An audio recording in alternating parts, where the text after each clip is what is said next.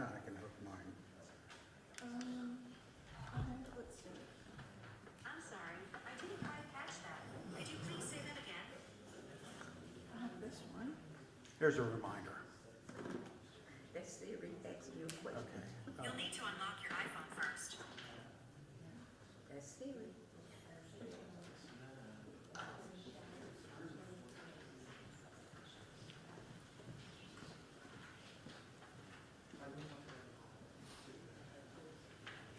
So is there another board? Is there another piece? Yeah. Hi guys. Like no, I was just gonna talk to you guys. The mom is open to talking afterwards, but she is in a wheelchair and she doesn't want to be in the wheelchair for the interview. Where the benches are out here is the area we're allowed to do interviews. So just like after everything's over, if you want to ask, she may change her mind.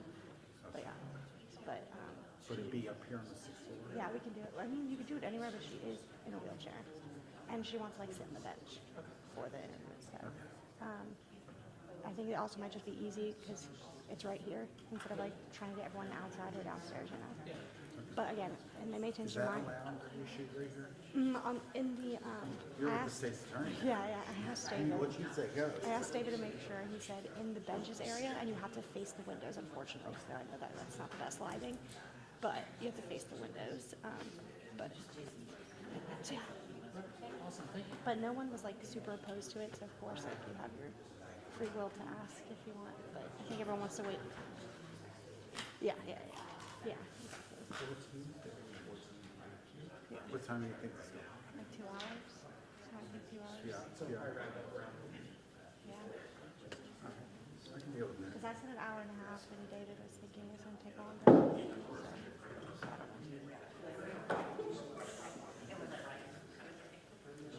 I think I'm going to be good to go. Just waiting for my live view power up.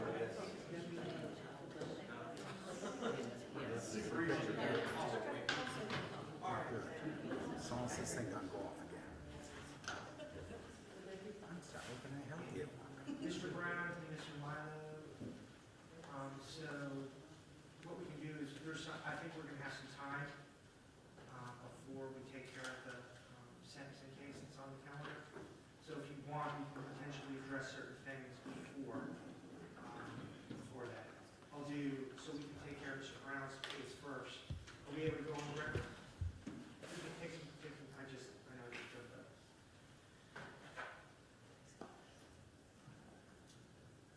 Good morning, Judge. All right, good morning, Mr. And good morning, we are on the record, and my name is Judge Jonathan Sachs, for those who are in the audience. Prior to the sentencing hearing that we have scheduled, there's a few cases that we're going to try and take care of. The first would be Mr. Douglas and Mr. Brown. Yes, sir. I'm Devontae Douglas, Richard Brown, on behalf of Mr. Douglas, is here present in court. Corey Milo on behalf of the state, Your Honor. I'm standing in for Attorney Adam Dusa this morning. All right, and Mr. Douglas, for the record, I was early on the bench. I think you were outside waiting for the court to start. You did have a habeas, I believe, that I issued yesterday in regards to this case. I know you spoke with your attorney, and he advised you to come, and that's significant to the court. The case that's in front of the court is a fraud case. Is there any objection from the state to recall the case that was issued yesterday for the arraignment? No, Your Honor. Represented by counsel. All right, so Mr. Douglas, on this case, I'm going to withdraw the habeas that was issued. I'm going to reinstate the bond on this case and set it, and the forfeiture date will be set aside. Do you want to enter, plead not guilty? Yes, Your Honor. I have received I think it was a single count information on this case, Judge. I've already reviewed the information that you're pleading not guilty as to the charge of this information. All right, and what we'll do then, Mr. Douglas, you're going to have to go through the process on the other case, which I don't have any control over, okay? There's a warrant on that. So you're going to go through J1 first appearance, and then that will be a separate case. I'd like to pass this case to August 10th, if that works, Mr. Brown. Yes, Your Honor. Does that work, Mr. Miller? Works for the state. All right, we'll do August 10th for pretrial on this case, Mr. Douglas, and keep in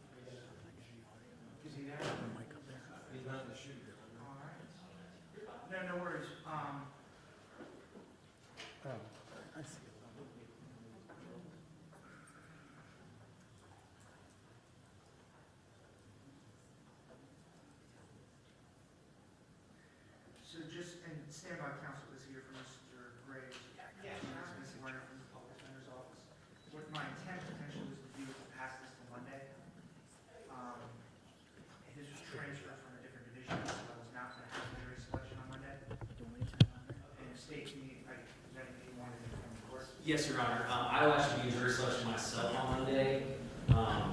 There's officer availability issues, so there are no speedy trial issues in this case that has been waived by the defendant's failure to appear and new charges.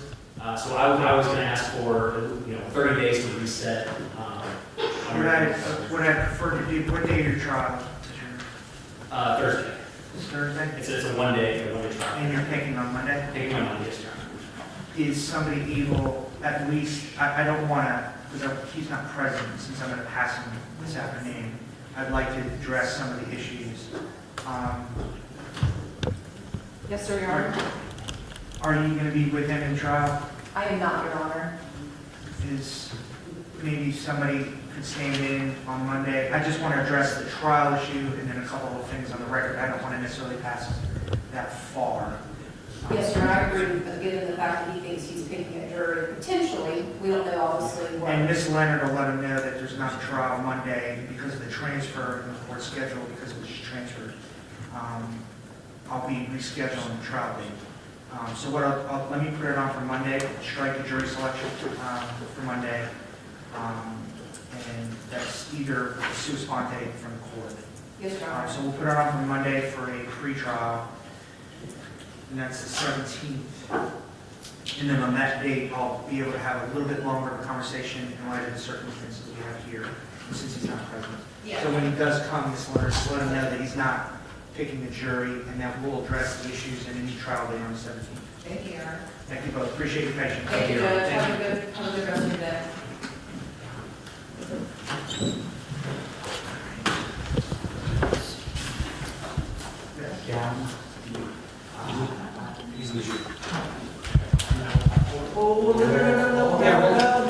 Yeah, we're not following him just yet. But, let's, do Do you want to do a similar thing? Yes. we can hear. Is he representing himself? She wants an out here, Your Honor. What I'll do is, I will, we can let him know, he is also set for trial. Yes. So, what was the state's position on the trial on Monday?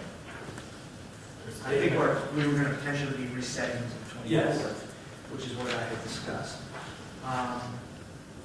What we can do is, I'll pass him to Monday. With either side, they'll be making a request for continuance on the trial to be reset. Or would your office be prepared on Monday for a trial? We will not, Your Honor, as I've just been assigned the case in which this division. It's still some witnesses that need to be located, as well as, I will file a motion, a statement of particulars this afternoon as well. We also have a motion to compel, some discovery. We can, since he's here, let's bring him out. No, that's fine, no. all good. We'll bring him out, thank you very much, and then I'll just address it. My plan is, we'll pass it to Monday, to have the next hearing, but I'm gonna let him know that the trial is not happening Monday, but we'll reset it. And good morning, Mr. Downey. All right, Mr. Downey, there's a couple things going on. We're gonna make sure we try your case. It's just gonna be bumped to 1 week. It's gonna be the 24th as opposed to next week. Okay, I'm gonna pass your case to Monday. I know you wanna have a Nelson hearing. We're gonna have the Nelson hearing Monday, because I don't have a trial next week, so on Monday I'm gonna have a little bit more time, and we can have a little bit more conversation in regards to things. So the trial will not happen Monday, all right? And without objection from the state, that will be continued. So there's not gonna be a trial Monday. I'm gonna put you on Monday for the Nelson hearing, and then we will reset your case for trial on the 24th, okay? Can I ask what happened to the motion to compel that was supposed to have this week? We're gonna take care of that Monday as well. Because we're gonna have to, that has to be addressed before the trial, right?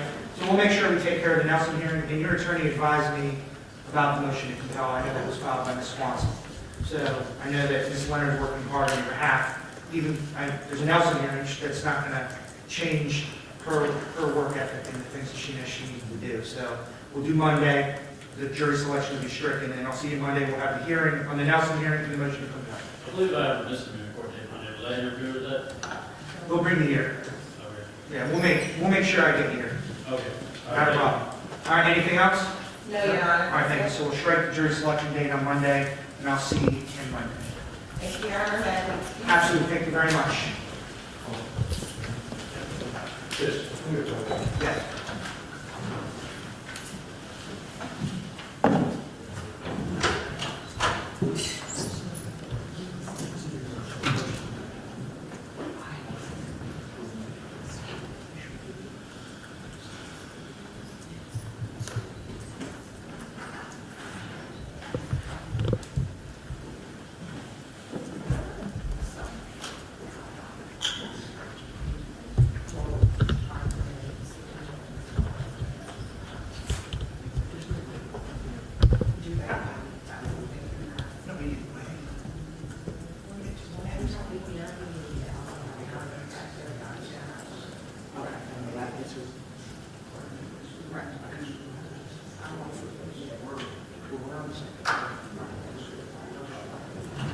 Thank you both.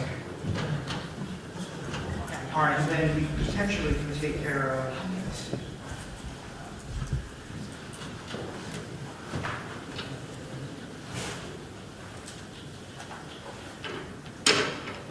Mr. Wright, do you want to try and do that now? And then- Sure, Your Honor, it's not a complicated thing. No, we'll go forward in that. I think Mr. Kalinowski is still doing what he needs to do as well. Just the items used. Absolutely, Mr. Marlowe, appreciate you. Thank you. Have a great day. Have a good day, have a good.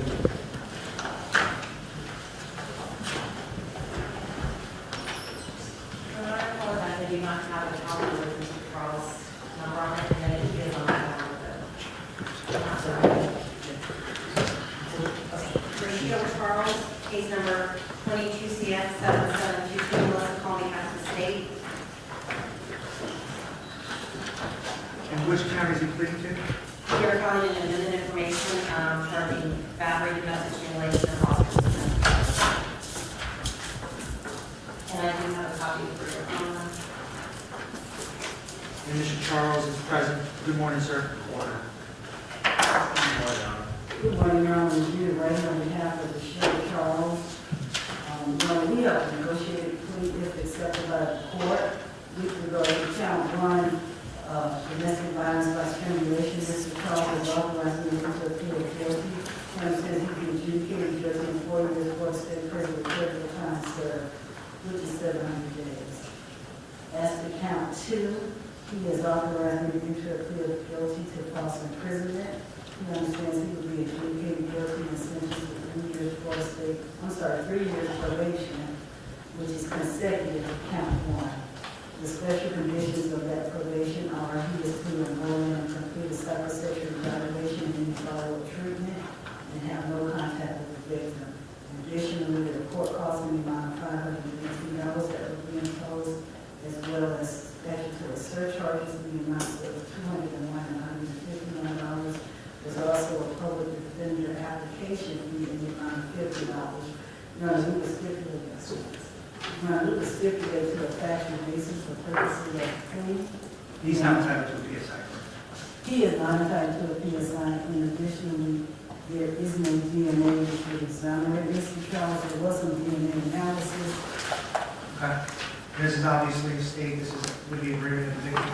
Yes, Your Honor, I met with the victim in person on Wednesday, and she was ready to proceed to trial if need be, but she also agreed with this disposition as well.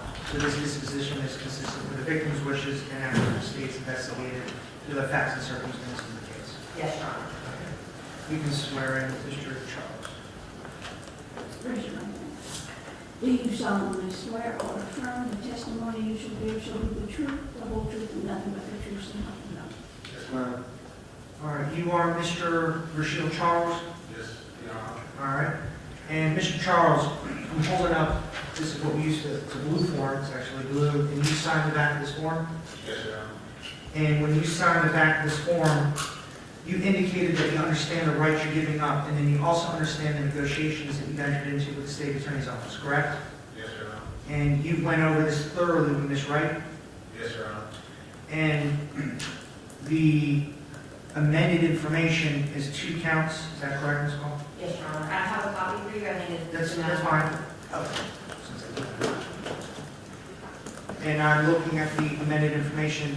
Each of these counts is punishable by up to 5 years in prison. Do you understand that? Yes, Your Honor. So if it could run consecutive potentially, your exposure could have been 10 years. Do you understand that? Yes, Your Honor. And your attorney, though, has negotiated disposition instead of a 10-year disposition, or even what the charges were, and we could have gone to trial next week. Your exposure on the other cases for the amended information, I think, would have been about 60 years or higher. You understand that? Yes, Your Honor. And this disposition calls for a 4-year sentence and then a consecutive probation sentence. Is that your understanding? Yes, Your Honor. And you get credit for a substantial amount of time, about 700 days. Is that right? Yes, Your Honor. Has anybody threatened or coerced you to enter this plea? No, Your Honor. You're entering this plea freely and voluntarily? Yes, Your Honor. Nobody's threatened or coerced you? No, Your Honor. You're not under the influence of anything that affects your ability to understand what's going on? No, Your Honor. And you're obviously satisfied with the representation of this right? Yes, Your Honor. You understand you give up the right to a trial, the right to an attorney at this trial, the right to cross-examine witnesses and to present witnesses, the right to remain silent, and the right to appeal the judgment regarding the issue of guilt or innocence. Do you understand that? Yes, Your Honor. And you're a U.S. citizen? Yes, Your Honor. If you've ever been convicted of a sexually motivated offense, do you understand you may be subject to involuntary civil commitment? Second. If you've ever been previously convicted of a sexually motivated offense, do you understand you can be subject to involuntary civil commitment? I've never been. So and I think this right probably explained to you, if you were, you could, but if not, then that potentially is not an issue. Do you understand that? Yes, Your Honor. Okay. And I think each party already said, but is there any DNA evidence that would exonerate the defendant? No, that would exonerate the defendant, Your Honor. There is DNA evidence, and the state would stipulate to a factual basis. Would you also stipulate to factual basis? Yes, Your Honor, for purposes of the plea, I will. All right, and you also mentioned already about the DNA. I do find a factual basis from reviewing the affidavits and the arrest and booking report. I do find Mr. Charles' plea to be freely and voluntarily entered with a full understanding of the nature and consequences of doing so. He's not entitled to a PSI. Mr. Charles, I will accept this negotiation that you've entered into with the state specifically because of the victim's approval and the fact that the state, after they've investigated the case, feel that this is an appropriate disposition. You'll be sentenced as follows. To count 1, to the amended information, you'll be sentenced to 4 years Florida State Prison with credit for 700 days. On count 2, this will be consecutive on count 2, you'll be adjudicated guilty of that offense, and you're going to be sentenced to 3 years probation consecutive to count 1. You're going to have to complete a second sexual evaluation and follow-up, no contact with the victim, and there's costs, I believe, 518 plus 201 plus 151. Is that correct, Madam Clerk? Yes, sir. And there's a PD application fee of $50. Did I miss anything from either side? No, Your Honor. No, Your Honor. Mr. Charles, you have the right to appeal the sentence if it's illegal, but that must be done within 3 years, okay? Yes, Your Honor. Thank you very much. Thank you both sides. Thank you, Your Honor. Have a great day and weekend, Mr. Wright. Thank you, Ms. Hall.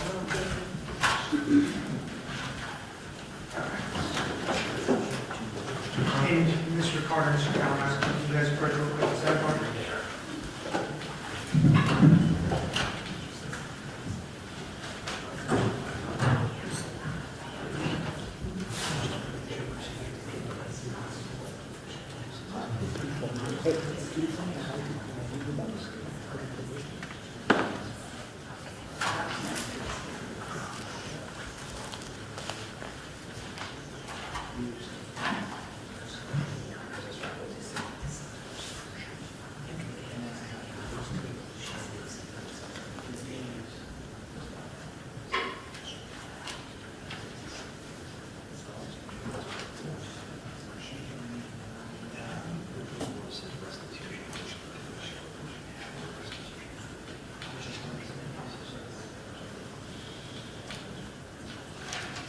Let me squeeze it next to you.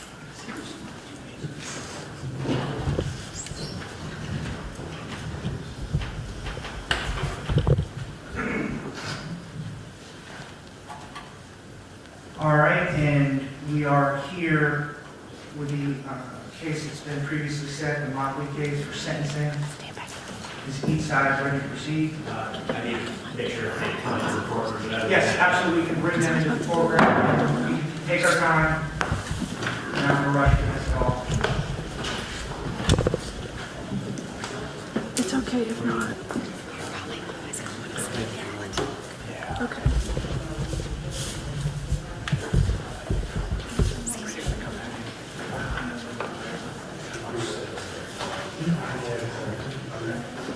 We can both fit.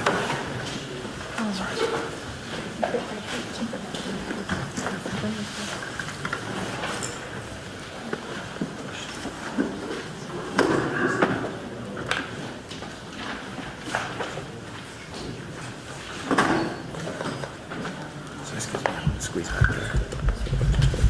Thank you.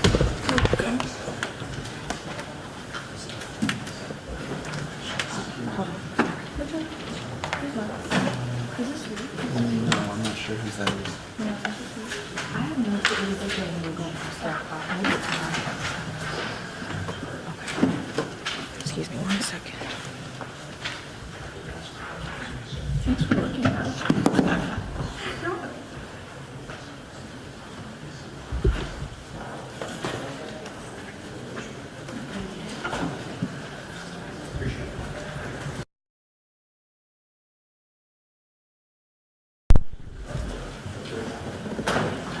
I'm gonna clear one of my cards.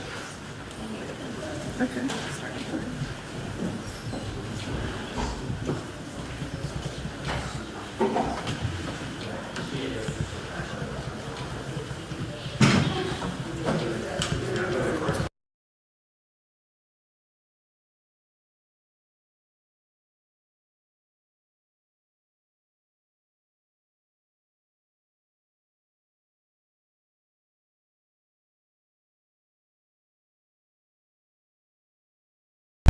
Everybody, make sure yourself.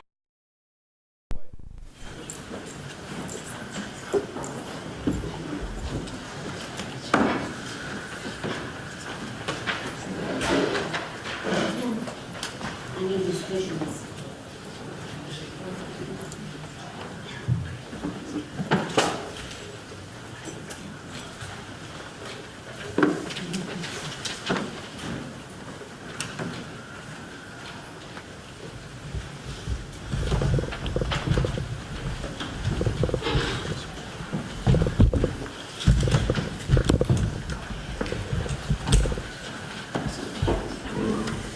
All right. Mr. Connor. Yes, sir. Mr. Carter, and we can bring them out. And first, good morning to everybody who's here for the sentencing on the case. I appreciate you being here. This is certainly an emotionally charged situation, and I just want to make sure I remind everybody to have proper decorum in the courtroom regardless of anything that is said. But the victim's family is present and everybody has been involved inside what was here. Yes, sir. And say, Mr. Carter. With that being said, on the Michael Motley case, he is now present in court. There's already been a plea that was entered previously, and we're here for imposition of sentence. Is that correct, Mr. Konowski? That's correct, Your Honor. And that was previously negotiated with the defendant, and we have some statements and testimony that we want to have on the record prior to imposition of sentence. That's correct. All right, you may proceed with the first witness. Thank you, Your Honor. The first witness is present, but has asked me to read her statement for her. Her name is Sabrina Smith. That's Sabrina. Smith, Smith. She goes by Bree, Bri. She writes, Your Honor, my name is Sabrina Bree Smith. I had the pleasure of being Megan's co-worker at Publix for about 2 years. We had so much fun at work, and she would tell me about her dreams and what she wanted to do with her life when she graduated. She mentioned something about the military, and I would look at her with this funny look on my face because I knew the military was not for her. But I would always listen to what she had to say. If she wanted any advice, I would give it to her, but only if she asked. I didn't see Megan a whole lot at work due to my schedule and hers, but when I did, we always made work fun. I would text her sometimes and ask her when she would work again so we could catch up because I knew she didn't work on Sundays and I was rarely there. We would see each other on Saturdays when I worked most or at night throughout the week. One day, she mentioned to me that something had bitten her in the eye and she woke up with one of her eyes swollen. She stated, "Oh God, this is it, I'm blind." This was so funny to me because the expression on her face, she just had to be there. She said her mom was like, "Megan, what did you do to your eye, dear?" We laughed the whole day. It was so fun to be at work with her. I also remember one night we were working and we were connecting on another level. She was telling me something personal about herself. And before I left, she told me she loves me. I said the same to her and we hugged. It was like she was my own daughter. I miss her so much. She would also tell me about her love life, like how she just wanted to be single and not tied down to someone. She stated the last relationship messed her up so badly and she didn't want to experience that hurt again, so she just wanted to chill and enjoy life. She stated the person she was chilling with wanted more and she didn't know how to tell him that she didn't want that. She just wanted to be friends and chill. I told her, if you tell him that, and if he can't respect your wishes, then she needed to part ways with him. I told her I know it's hard because you want to keep him as a friend, but he still needs to respect what you were asking of him. Well, fast forward to the day that I found out she'd been in a fatal accident. I was at work at my full-time job, and I went in after I got to pick my daughter up, because she got to know Megan also, and they hit it off as she and I did.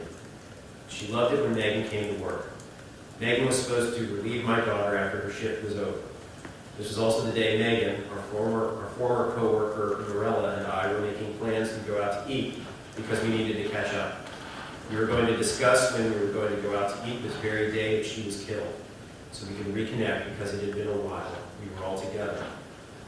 When I got to Publix that day, it was so hard to step into the building without crying and in disbelief.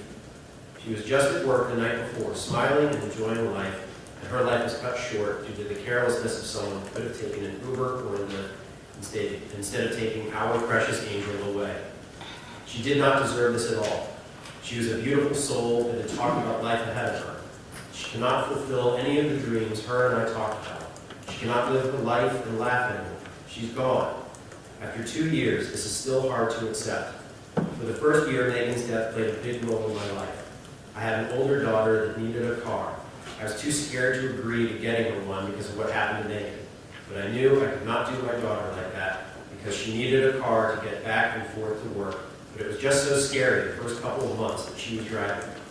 After she had the car for 6 months, she had an accident. It was not of the same magnitude as Megan's, but she did have one. Megan died July 31st, 2021, and she had her accident May 31st, 2023. It was so hard for me not to think of Megan. It didn't happen the same month, but on the same day, that was it for me. I was at work at Publix and I just ran out of there crying because I was thinking of my daughter and Megan at the same time. Having to deal with the fact Megan was taken and hard to accept. My mental state for the first year was all over the place. Contemplating suicide was an option because all the emotions that I was feeling, and I didn't know how to deal with them. I wanted it all to end, and I wanted Megan back by any means necessary. I really didn't want to believe it when I got that call Saturday morning. I thought it was a sick joke. When my coworker told me her dad called, I still didn't believe it. I thought Megan had told someone to call the store and pose as her dad and say such a sick thing because Megan was known for having a good time and didn't want to come in the next morning for work. But she did. Every time I thought she was not coming, she was there on a Saturday morning after working those long hours the night before at the club. I always told her to be safe when she was traveling home and that I loved her, and I prayed for her every day to be safe.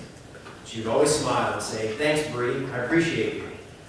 We would talk about the job at the club, and I asked her to quit because I did not think it was safe for her. She said, "Bree, I can't. This job will help me with my major, criminal justice, and the military, and I hate asking my parents for money. I like making my own money." I told her I can't argue with you about that. Independence is a great feeling, and not having to ask anyone for money for anything and make your own is a great feeling too. I told her I just think this is not the job for you, so I know you can find something else because I have a funny feeling that I can't seem to shake. She promised she would think about it, but we never talked about it again. If she were here now, and I know what I know now, I would have gone to the club and got her out of there myself. That's just a mother of me. If we would have met on Saturday and got to do lunch or dinner one night, I would have brought that job up again and asked her if she had found other means of employment so she can leave the club. But we never had the chance to talk. We always think we have time, and we don't. And I hate to look at the time granted with my dear Megan, the time that I took for granted with my dear Megan. I don't know if I will ever be myself again, let alone my mental state due to Megan's death. I love talking with Megan. We made each other laugh. There was this thing she would always do with her fingers. She would lift them twice. She would lift them and wipe her eyebrows. I thought it was disgusting, but she did it to make me look at her with pure disgust. She thought it was too funny. Working with her at the Town Center Publix was a great experience because she was a great friend and coworker. I used to love going to work because, especially when I knew I was going to see Megan that day. Well, now I can't even go to that Publix because it's too hard. I had to transfer to another Publix because it was too hard to come to work knowing that she was not going to be there. I would be on the register on a Saturday, and it took everything not to look at the entrance or exit and hope she would walk through the door. At one time, I thought she did walk through the door, and that's when I knew it was time for me to transfer. Megan touched so many people in that store. Everybody loved her so much. There was a remembrance table at the entrance. I couldn't walk through that door or even walk by that table because looking at the table meant she was gone and never coming back. The table was set up for a month. I would avoid that entrance. If I had to come through that door, I would turn my head so I didn't look at the photos. Now the other entrance has a shadow box with a picture. If you are on a certain register, all you see is that picture. I'm so grateful for this because she deserved it, but it was just too hard for me. Megan brought something to that store no one else did, for me at least, and when she died, it left with her. I would still be at that store if Megan was there because we both made work fun. On the anniversary of her passing, I could not sleep. I felt a void because I still didn't want to accept that she was gone. I am still in disbelief, and it's been 2 years, still hoping she will come to visit. But I'm pretty sure she's visited me. She knows that I'm grieving, and I want her to go away and her to come back. It's like this is a sick dream that I am living without my dear, sweet friend Megan. Oh, how I miss my friend. We had so much to talk about. We will never get to catch up on our talks, never get to work together again. We will never talk about our dreams and career plans after graduation. All this is gone because of a stupid decision Mr. Motley made to get in a car and drive 85 miles an hour and run a red light and slam into my dear, sweet Megan, ending her life without a care in the world. It's like people's lives don't matter these days. Well, Megan's life mattered. She didn't deserve to die this way. No one deserves to die this way. We're in the year 2023. There's a ride share that provides Lyft, Uber, Z-Trip. There are so many ways, or so many that you could have called that would have allowed you, gotten you to your destination, and Megan would still be with us. We decided to make a brainless decision. He decided to make a brainless decision, get in his car drunk, and kill our dear, sweet Megan. She was just trying to get home from her long shift at the club. Mr. Motley has faith is for a higher power than me. How in a world full of ride sharing, why didn't you call one? I have so many questions, but it will not do any good because no matter what, it will never bring our dear sweet Megan back. He has no idea the hurt he has caused in so many lives that we have to deal with for the rest of our lives. The sleepless nights, the crying, the gravesite we must visit, the graduation she missed, the birthdays, and holidays. They will forever be lost in just memories for us all. She had her whole life ahead of her and was lost due to this senseless act that could have been avoided by using better judgment. Just the thought of him getting in his car and running that red light filled my heart full of rage. I said in the beginning there is a higher power that will decide his fate because I do believe God sees all and knows all. Your Honor, I would like to thank you for letting me express myself in this impact statement. It really did help me in so many ways. I ask that you take all of what I have expressed into consideration in part of the court record when it is time for sentencing. Mr. Motley has caused so much hurt to so many people with this senseless act. I will close my statement at this time with some pictures I have at the home of Megan. It helps me get through some of the hard times when I think of her. I have a necklace with a charm on it with a half moon in memory of Megan. When I get another pet, his name will be Moons. It just helps me cope with such devastating loss in my life. So for me to cope, I will get things that remind me of her. Thank you, Sabrina Reed Smith. She includes a couple of photos in the back of it. Yes. Approach. And that is all going to be part of the record, correct? Yes, Your Honor, I have written copies to Thank you, Mr. Kalinowski.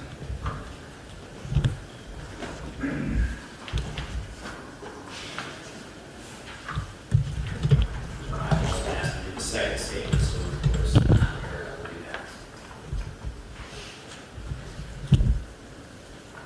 Yes. The next statement, I've also been asked to read. I don't think she was able to make it this morning.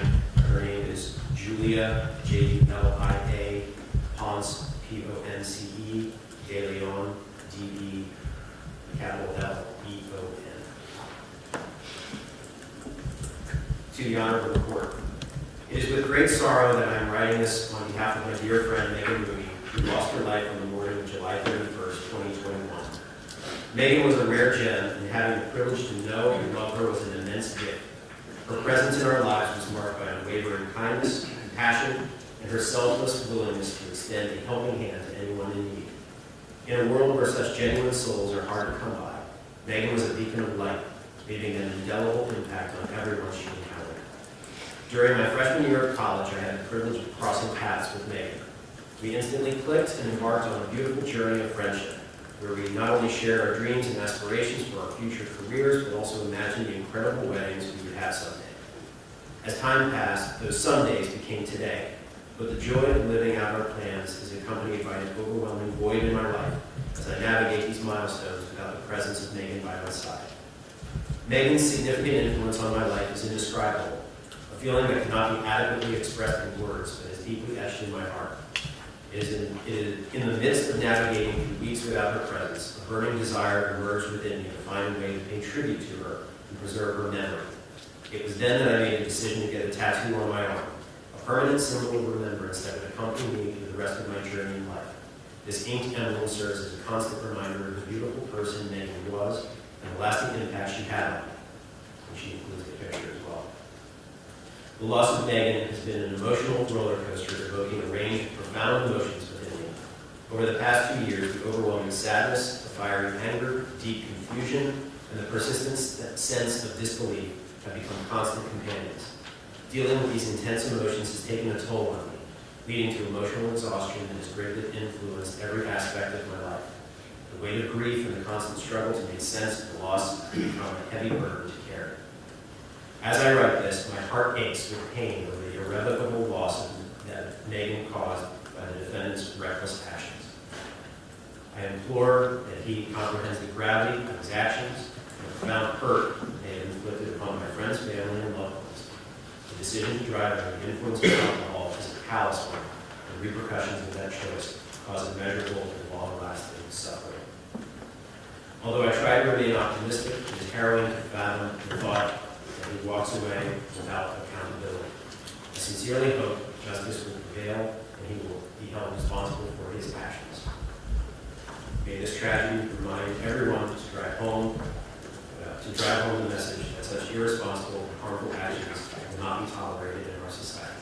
Thank you for your time and consideration. Sincerely, Julia Ponce de Leon. And she also includes the photograph. Thank you.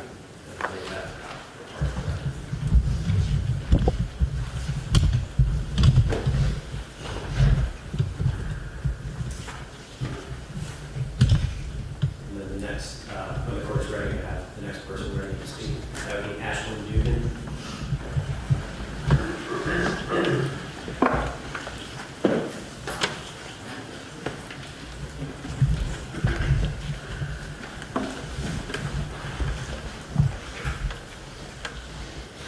Good morning, ma'am.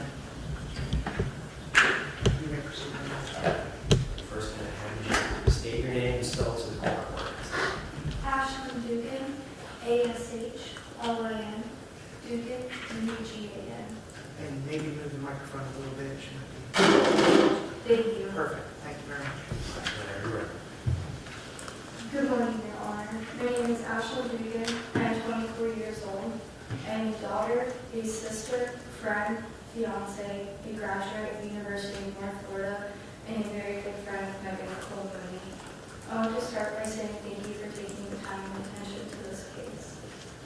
I had the pleasure of meeting Megan Mooney when we were 18 years old on my first day of college, moving into the dorms of summer 2017. We had an instant connection. We both played flag football growing up. She wanted to be a police officer, and my father was the chief of police of Tampa. We both only had brothers. We loved being at the beach and night owls, and from that day forward, we were very intertwined in each other's lives. We started our higher education journey together. We picked our majors. We explored our college campus and area. We learned how to become adults and be on our own. We signed up for sorority recruitment together. We became sorority sisters. We had many sleepovers, fun vacations. We laughed a lot, met forever friends, learned from our relationships, talked about God, held each other during the bad days, celebrated as the Tampa Bay Buccaneers won a Super Bowl in our hometown.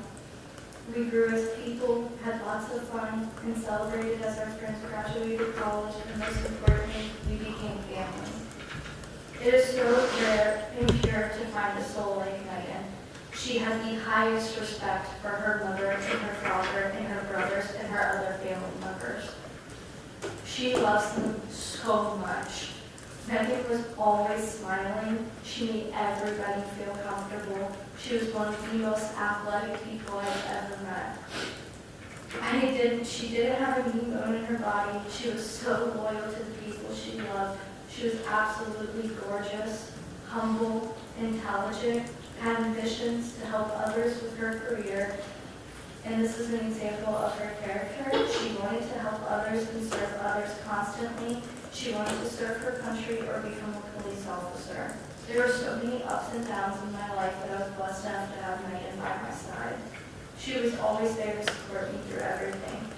Megan was the sister I never had. 4 years of memories with her to last me a lifetime.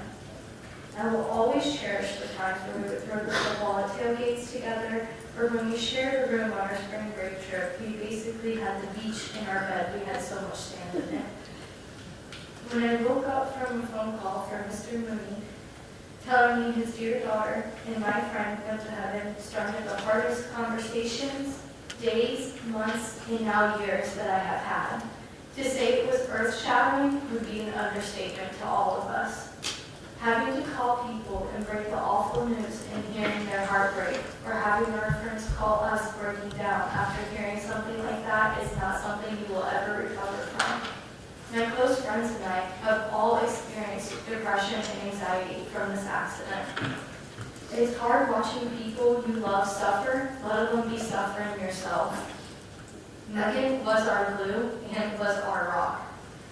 I was unable to work, eat, sleep, or feel happiness for a very long time. We struggled to learn how to navigate this new world without her. Megan had a whole life ahead of her. College graduation, getting married. She will never be able to do many of these things. She was robbed of so much. She won't be able to have children, serve her country, become a police officer, walk down the aisle with her father as she gets married, celebrate more experiences with her mother, father, and brothers, Carrie, John, Johnny, and Kevin. She won't be able to be a friend. She will never be able to make more memories with her other loved ones or family members. Less than 3 days after this tragic incident, I got a tattoo on my right ankle in honor of Megan. I will always honor Megan as I go through life. There's not been a single day I do not think of her and miss her. There are so many days I want to call my best friend for good news to celebrate and for bad news for more support. At the beginning of 2023, I got engaged, one of the best days of my life, and Megan was one of the people I wanted to call. She would be the maid of honor in our wedding. Every holiday, I think of the memories she'd be so happy making. None of us will ever be the same. Not only did Megan not deserve this, her sweet family has been through the worst of times imagined. No words describe their pain. They are a good family with good morals, good values. They have so much love for each other. They are God-loving, and people have great respect for all of them. Our friends and I have stayed in touch with them and have witnessed the most awful journey and pain that they have gone through. This has changed their lives forever, and they will never be the same. Megan taught me to give grace and tolerance to everyone. I cannot comprehend how this chain of events came together. Drunk driving is a known act of disregard for other safety. There's always an affordable option to make a safe choice that the majority of people do every single day. Uber, taxi, Lyft, call a friend or a family member to come pick you up. Drunk driving is never the option. Every person who asks about my tattoo gasps in shock when I tell them my best friend was killed by a drunk driver. They give condolences expressing how they don't understand how this can happen these days. It's inexcusable and we can never, ever let this happen again. The past 2 years have been a pure nightmare we will not wake up from. I have moved from the area, but every time I visit, I make a point to visit my dear friend's grave.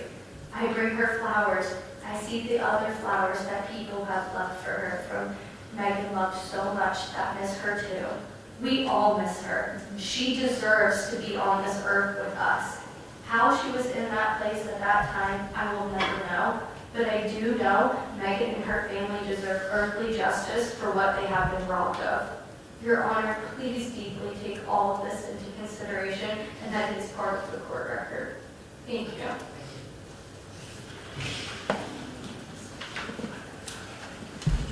Thank you very much. Thank you, Robert. Next, a statement called Lauren Green.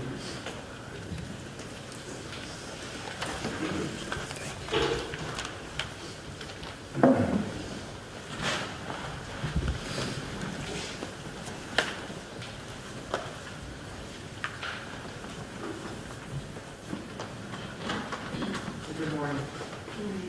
Just make sure the microphone's near you, and then, same as last, just say your name for the record.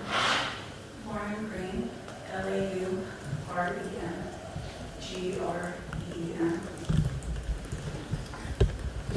You may proceed. Yeah. My name is Lauren Green. I'm a doctoral student at the University of North Florida, personal trainer in Jacksonville Beach, a sister, a daughter, and an active member of our community here in Duval County. I am also a proud friend of Megan Mooney and will be cherishing her memory for the rest of my life. I decided to attend sorority recruitment fall of 2017, where I first met Megan. The majority of the women from our pledge class will tell you the same story of first meeting. We were all shy and nervous to make an impression on our new sorority sisters, especially after a long weekend of attending sorority events. On Megan.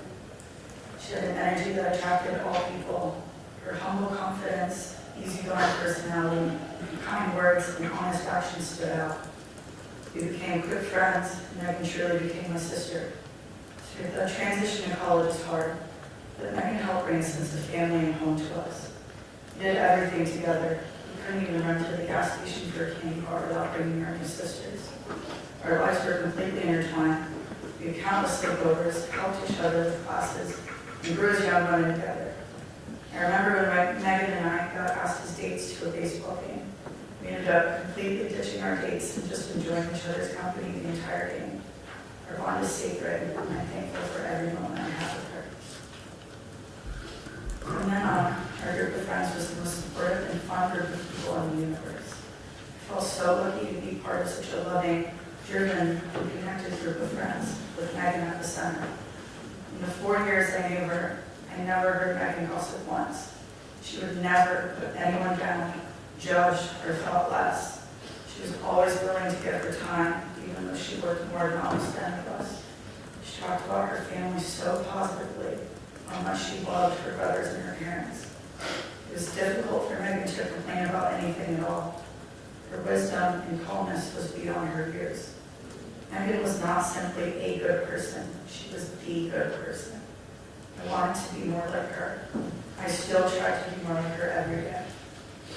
Spring break 2020 was one of my favorite memories of Megan.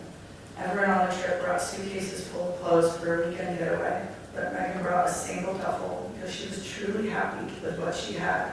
It was not caught up in material things. Megan wanted to be a Marine.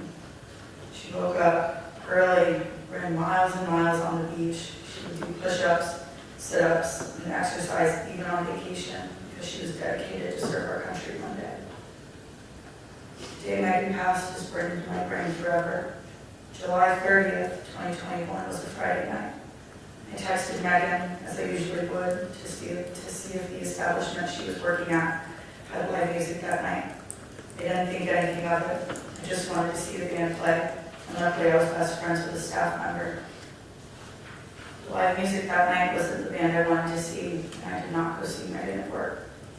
I hated myself for almost 2 years for not going to go say hello to her and hug her one last time. July 31st, I wake up to a call asking me if I knew what had happened to our beautiful Megan. I was then asked to let our close circle of friends know what had happened. That day, I called 15 different people and had to tell them all about our loss. Hearing their disbelief, their anger, their despair and sadness was heartbreaking. People who answered my call happy, then had their life changed forever. Having to tell people I love most, my sisters, she's really gone and isn't coming back. I was unable to work, unable to eat, unable to do anything other than hold people I love close. My apartment became a gathering place for all of our friends, crying and holding each other tight. Life had simply stopped. The only thing I did do was get a tattoo right next to my heart, so I've always had her with me. I wanted a permanent reminder that she will be with me, and I will keep her next to my heart as I get to continue my life and reach the goals that she won't have the chance to. I hate that Megan's passing was how I got to meet her family. I hate that her mother, the sweetest human I've ever met, is without a daughter. I hate that I see all my pain, hurt, fear, and sorrows reflected in her family's eyes even deeper. I especially hate that Megan never got to be there when we all celebrated her birthday. It should have never happened. My friend, my sister's gone, and this should have never happened. There's absolutely no excuse, no reasoning, no explanation as to why this had to happen. We as a society are better than this. Uber, Lyft, countless companies are dedicated to keeping reckless drivers off the road, so people like our sweet Megan can come home. High schoolers, even middle school children, know how to drive drunk. It is one of the most basic human instincts not to put others in danger. Driving intoxicated is a careless, disgusting, selfish, unforgivable crime. There's no time that drunk driving is ever acceptable. When people see my tattoo and ask of her passing, I get the same reply when I tell people my friend was killed by a drunk driver. People will grimace, shake their head, and tell me again and again how awful drunk driving is. I cannot put the last 2 years into a single letter. Megan completely changed my life twice. Once by becoming my friend, and twice by leaving me too soon. My heart will ache until I get to see her again. Visit her grave, sit with her, and tell her my problems. Our friendships have changed. The once ease now becoming fear that another one of us will be gone too soon as well. Please take my words knowing I mean them with my entire heart. Megan dying is a tragedy in all terms of the word. It should not have happened. I would trade my life for Megan's because I truly believe that she deserves to be here. Thank you.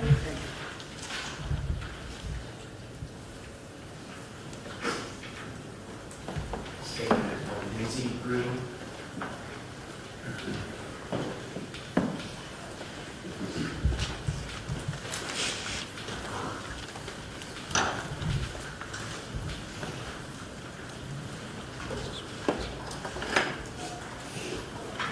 Good morning. Hi, good morning. Just the same as the other, put your microphones close to you, and then just say your name and for the record and spell it out. My name is Lindsay Green, L-I-N-D-S-B-Y, Green, G-R-E-E-N. Your Honor, I am writing to share the profound impact the loss of my dear friend Megan Mooney has had on me, our close circle of friends, and our community. My name is Lindsay, and I met Megan Mooney 4 years ago when I was just starting college at the University of North Florida.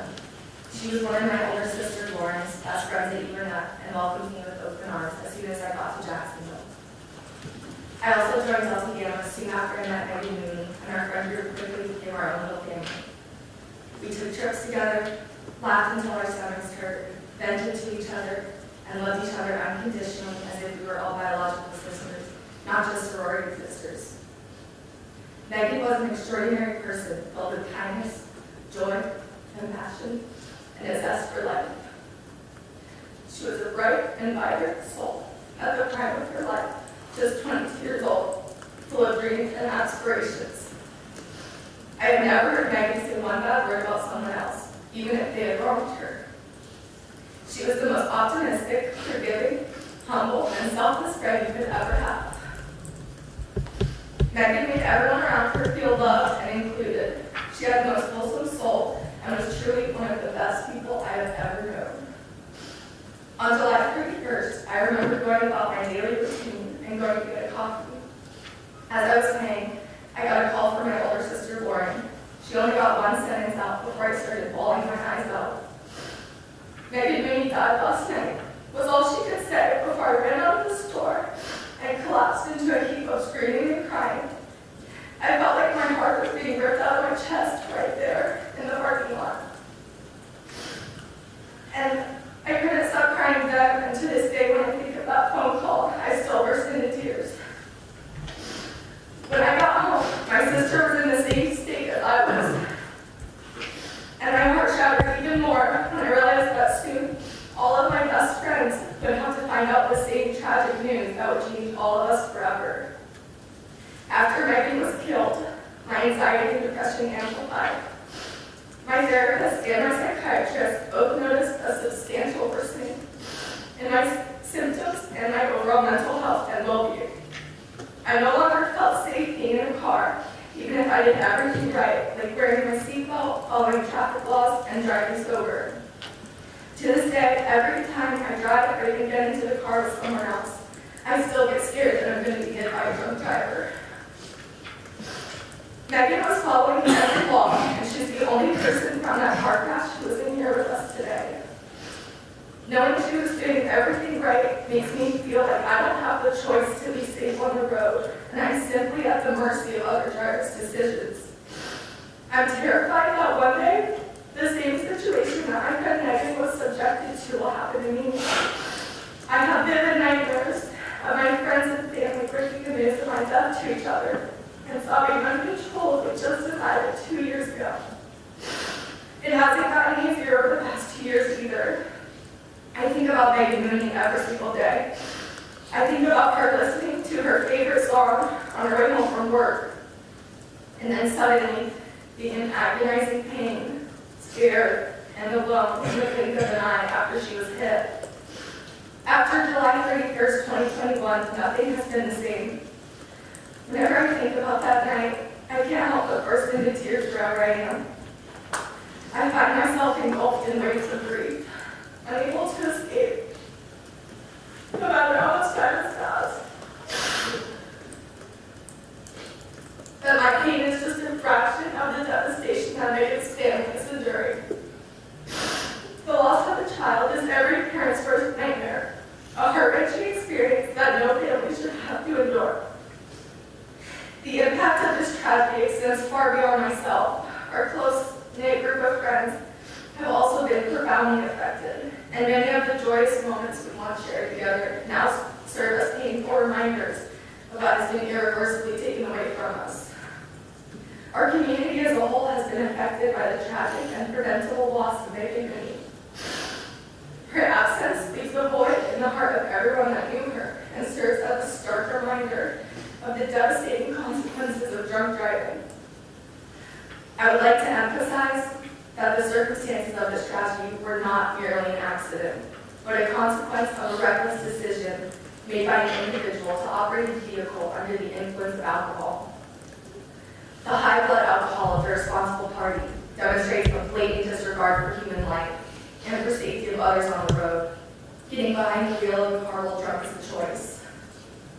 Your Honor, it is my sincere hope that the court recognizes the magnitude of this tragedy and the devastating impact it has had on Megan's family, friends, and her community. The loss we have suffered demands justice, not only for Megan, but to send a clear message that drunk driving will not be tolerated in our society. I ask the court to please reflect on the immeasurable pain and sorrow caused by the loss of Megan Mooney, and to render a just and fitting punishment.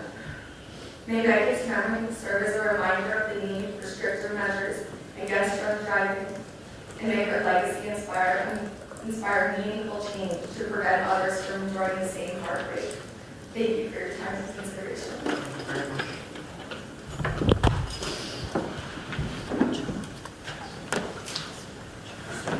State with next call, Haley Cranbeck.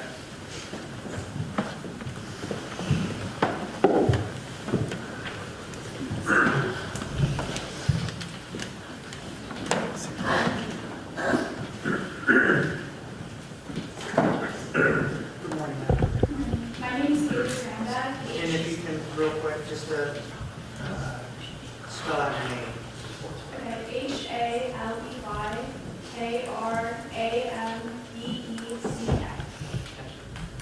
Your Honor, my name is Haley Cranbeck, and Megan was my best friend and my babe in our sorority.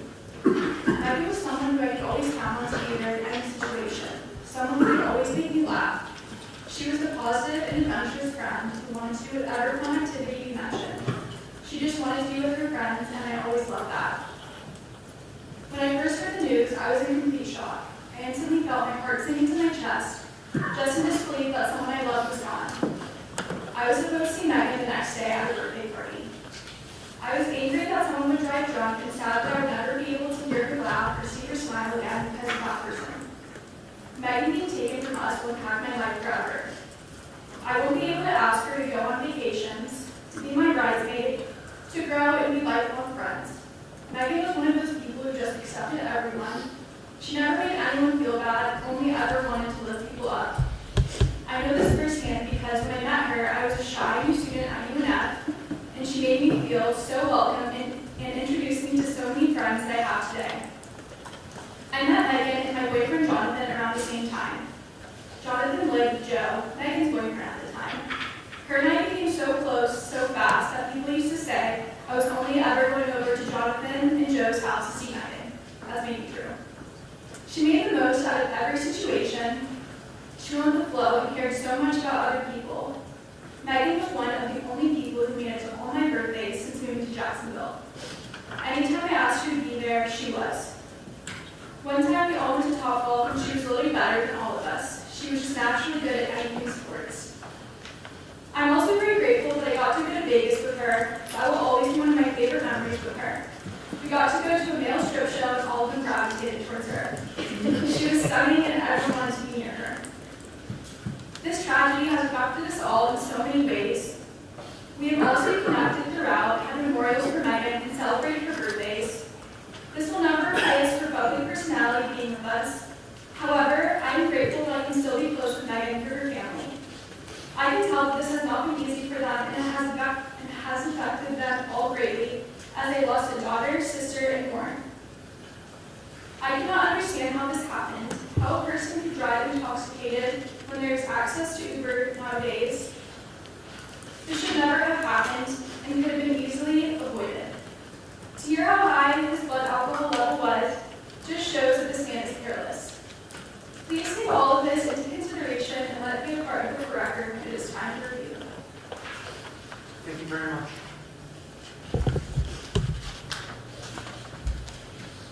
Thank you, Your Honor.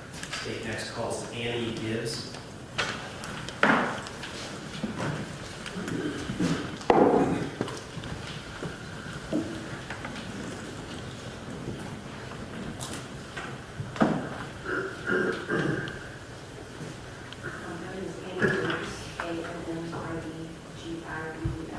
Maybe scooching a little bit to the mic for yourself. Better? Yes. Your Honor, my name is Annie Gibbs, and I met Megan during my second year of college at the University of North Florida. I was just joining a sorority and meeting a lot of new people, but Megan stood out because of her kind, caring, easygoing persona. Within moments of knowing her, I already felt like she was a very close friend I had known for years, and little did I know she would become a very, very close friend. Megan was an incredible human being. She was smart. She was a smart, strong young woman whose light and positivity was always shining. Megan always wore a smile on her face that was contagious to anyone around her and always helped lift everyone's spirits. We couldn't help but be happy when she was around. One of my favorite moments with Megan was finding out we grew up in the same town together when we were younger. She had mentioned something about high school she went to. We went down a rabbit hole while paths we probably crossed when we were little. The craziest coincidence was the Nativity Carnival, something that we had both grown up going to and had some of the best memories of. We just thought it was crazy that after all those years of possibly crossing paths, we finally met each other 3 hours away in college. Another favorite memory of Megan is when a bunch of us went to a beach house during spring break for a few days. Megan got roasted by the sun on our first day there and had one of the worst sunburns I've ever seen. I remember us laughing when she was pressing her finger into her skin and it would go a ghostly pale white color for a few seconds. It was absolutely ridiculous and definitely not as funny as we thought it happened. The entire trip was one of my favorite memories to this day. When Megan passed, I had a hard time accepting that it had actually happened. I had just seen her the night before while she was working, happy, healthy, and always smiling. It was extremely tough to accept that my friend, a 22-year-old girl with her entire life ahead of her, had been murdered by a drunk driver. A stupid act that could have easily been avoided with an Uber or a phone call to a friend or family member cost the world an incredible life. One of the hardest things I dealt with following her death was having to drive through the intersection when the accident occurred almost every single day. At the time, I was driving out to East High School as an intern while I was getting my master's degree. Every day I had to drive through the intersection she was killed in.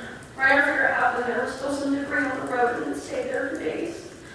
I cried going through that intersection every day for a week, and it was the worst part of my drive for the rest of my internship. I would just keep up. Despite the sadness that this brought me, and I tried to turn it into a positive every day, I would just keep telling myself that this was Megan's way of showing me that she was there no matter what. There will never be a full recovery from this loss for myself or anyone who knew Megan. Even if you only interacted with her for 5 minutes of your life, you walked away a little happier. I will cherish the time I knew Megan and will always wish that we had a lifetime to make memories together as friends. Thank you very much.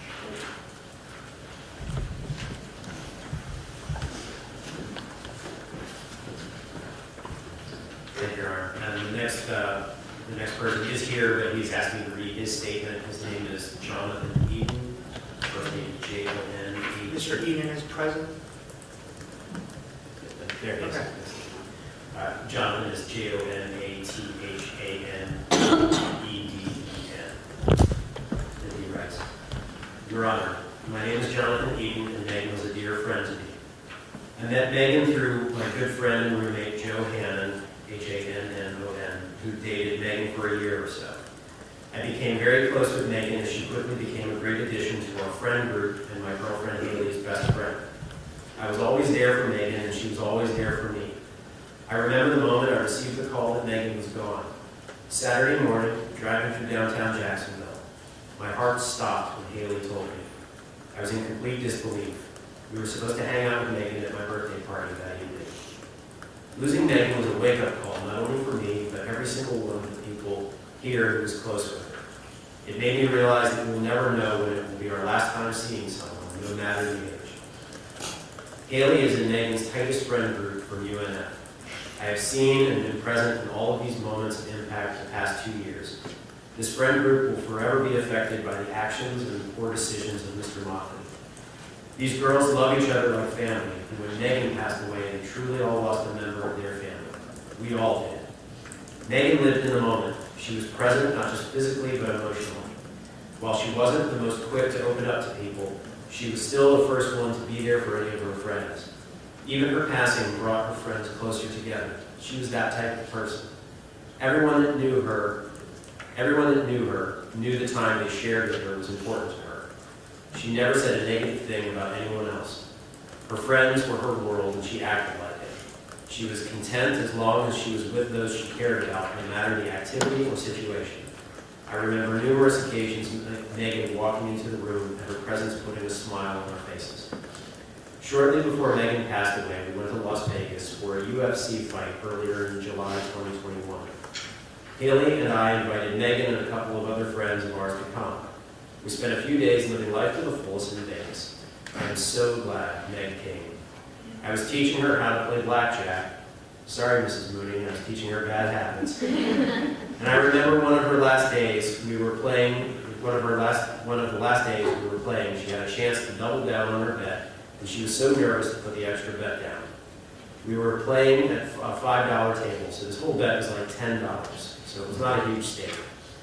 I told her she spends more than $10 on a single drink back home and not to be a, for lack of better terms, wuss. She didn't listen to me and doubled her bet, but she won the hand. That was Megan for you. Megan did what Megan wanted, and I love that about her. I have so many good stories from that trip, and I would like to give more details, but what happens in Vegas stays in Vegas. I'm so grateful to have spent that time with her. The last time I talked to Megan, I remember she was trying to choose whether to go into the military or law enforcement. She would have given those guys a run for their money. Unfortunately, she never had a chance to find her own path in the adult world. We will never know the impact she would have had in the field she chose. She will never get to do any of the normal things I wish for myself and all of my friends sitting here. The careless and selfish acts of Mr. Motley have caused pain and suffering for hundreds of people. His offensive driving under the influence has caught up with him. Unfortunately, that is at the expense of another person's life. This is the easiest time in the history of motor vehicles to get a ride, yet he still chose to drive. There is no excuse here. I'm sure killing Megan was not Mr. Motley's intention that night, but I do know his decision to drive drunk was not a fluke.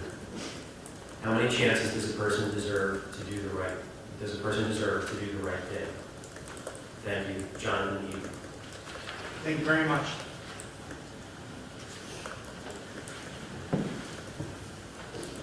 Next, I may call Barbara Richmond.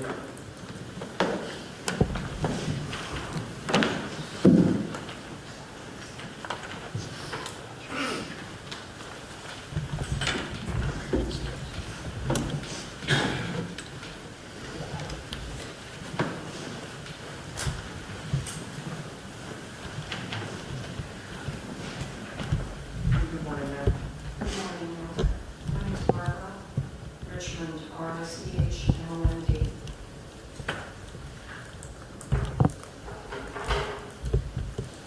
Your Honor, Megan Nicole was my niece.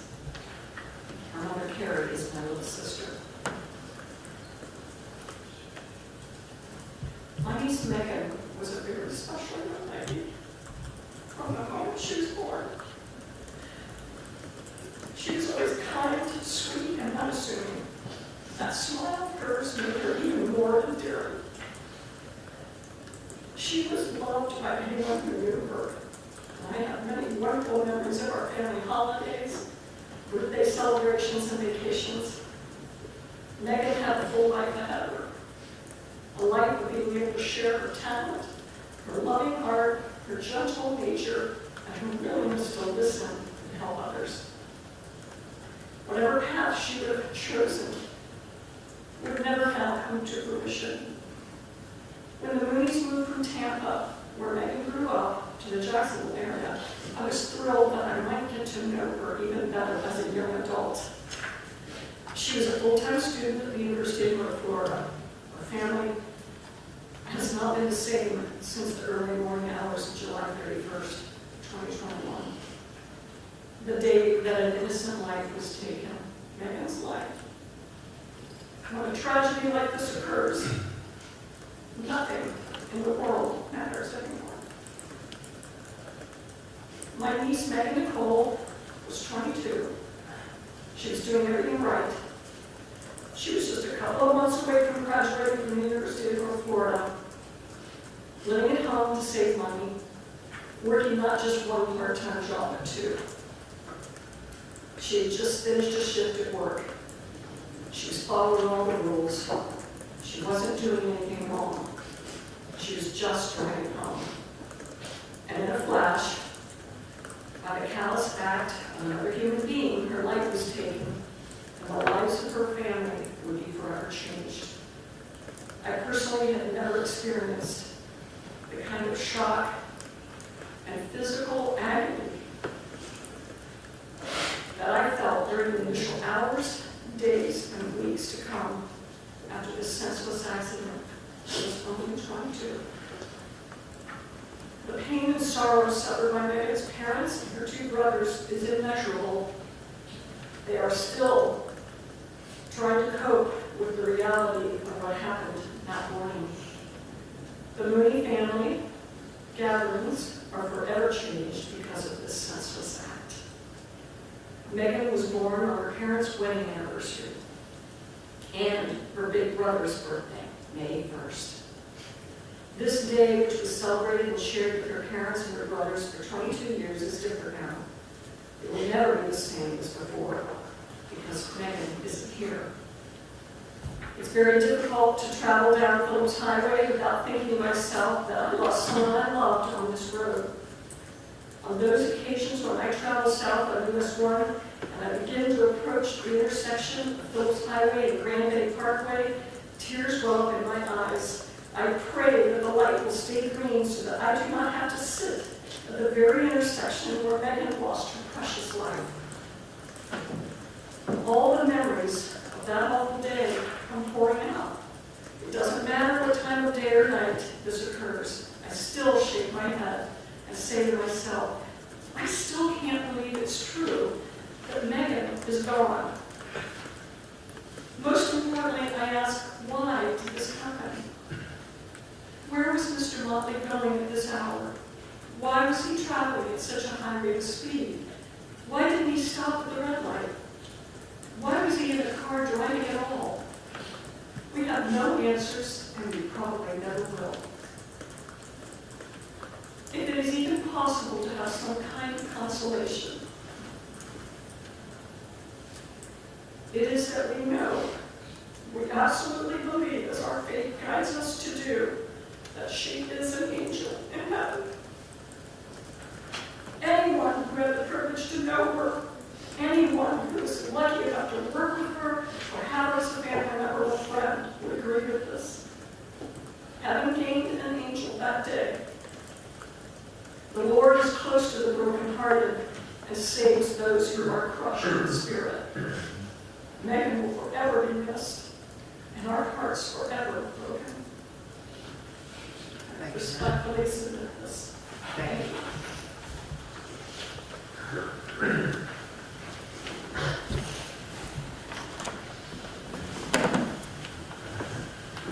And it's called Marilyn Gibson.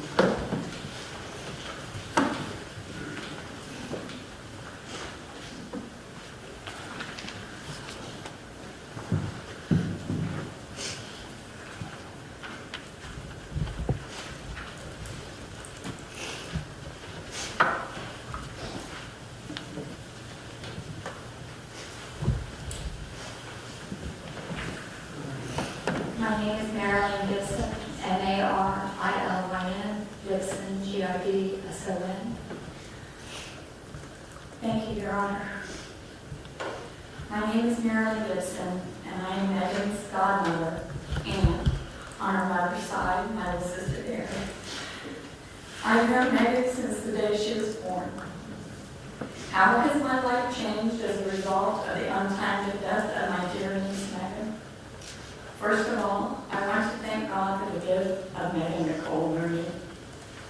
All our lives have changed because of Megan, undoubtedly, and without question, would have been a continuous bright light here on earth had her life not been taken from her so abruptly through the careless and selfish act of one man. Megan had her whole life ahead of her. She was just one semester away from her college graduation and contemplating a career using her degree to the betterment of the world. She was the kind of person, a quiet young woman who did not boast or seek the spotlight, yet she was a fierce competitor and a natural leader of people that surrounded her. You saw this in her athletics, her schooling, and her work. She literally touched everyone she came in contact with. She had the gift of genuine care and concern for others. She was a diffuser and had a sense of insight that served her and those around her well. Now all of that is lost on the world because of one fleeting but terrible moment. I believe with all my heart that if the individual to be sentenced here today had been present that fateful night when Megan was working, helping to save people from driving under the influence from a nightclub or a bar she was working, that Megan would have sensed the situation and worked to have gotten an Uber and saved the situation, from becoming what it was. This is what we all have now lost. Megan was my goddaughter, and she and I had a special little relationship. So many precious memories. However, one of my favorites is the time Megan came up from Tampa on an Amtrak train for a week-long visit, her first train ride. She was so filled with excitement and adventure.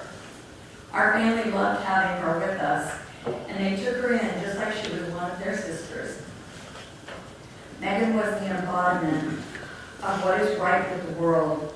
She has a smile that would light up a room. She had so much to give to all of us, and her future was so bright. The people in her world benefited every day from her presence, and there are not enough people like that in this world today. She was taken away before her true impact on our society could be realized. I truly miss Megan. We miss Megan. But we know in our hearts that she is an angel in heaven and advocating for all of us. Every night that I look up and I see the moon, I think of Megan and will for the rest of my life. I know Megan is now saved with the Lord in heaven and at peace. All of us have been cheated out of the fullness of her life. With all of us, I am blessed to have been a part of Megan's life, and I will never forget her kind gentleness and her smile that warmed you all over. If only had the right choice been made on July 31st, 2021, then we would not have been robbed of Megan's life, and she could have been with us today. The consequences of this sentence being imposed today for a selfishly poor choice were not about to be handed down. God bless you, Megan, and I know that I will see you again. Love you, and I will see you soon. Thank you very much.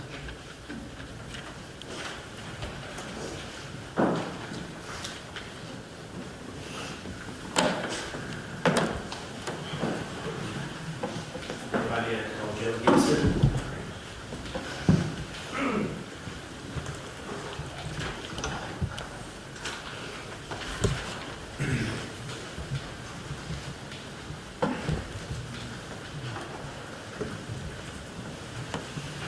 Good morning, sir. Good morning.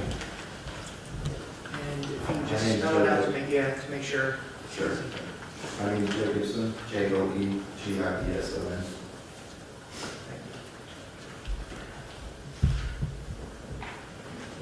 Your Honor, thank you for giving us the opportunity to voice the impact this crime has had on our family. My name is Joe Gibson. I'm Megan Mooney's cousin. On her mother's side of the family. They've known her since the day she was born. My mom is Carrie Mooney's sister and is Megan's godmother. On July 31st, 2021, our family was changed forever by the egregious actions and decisions of Michael Motley. Our beautiful little cousin, Megan Mooney, had her life stolen by the decisions of a man with no regard for the laws in this country to keep our citizens safe. We're all humans. We all make mistakes. But it's very uncommon for a mistake to come at the expense of another person's life. Our family has been tormented with all the questions that come from a life-changing experience like this. Why wasn't he getting help? Why wasn't he in the system for his past offenses and being forced to participate in therapy for his illness? Why was he able to drive? Why didn't Michael Motley call an Uber or Lyft that night? Why was he headed north when he lived south? Where was he headed? These and so many more are questions that we will never have answers to. I don't know how you can quantify justice for the actions and decisions Michael Motley made that fateful Friday, which ended at the expense of Megan's life in the early morning hours of Saturday, July 31st, 2021. Maybe hearing the story from our family's point of view will give you a small glimpse of the impact it's made on her mother, her father, her brothers, her aunts, her uncles, her cousins, her classmates, and her friends. On July 31st, I woke up excited to start a beautiful Saturday morning in the summer with my wife and my children and a family of close friends. We had a boat day planned. for a trip out to some of the sandbars in St. Augustine. I was going through my normal routine of waking up to a hot cup of coffee. Then walking out to the garage to begin loading and packing the boat. I remember the birds chirping and the still calm of the early morning. Dew drenched the plants and grass from the summer morning humidity in Florida. I remember the birds were extremely active this morning. I remember watching two beautiful bright red cardinals flying around before they perched in a nearby palm tree in my yard to observe me packing the boat. At the time, I didn't think much about it, but I was mindful to say hello. As I finished packing up all the supplies and the beach gear to make a memorable day, I was drenched with sweat, so I retreated to the house to take a cool shower. After a quick rinse, we started preparing breakfast and woke our slumbering children. It was about 8:30 in the morning. Little did I know, Megan was already stolen from us, and the Mooney family was already going through the worst morning of their lives.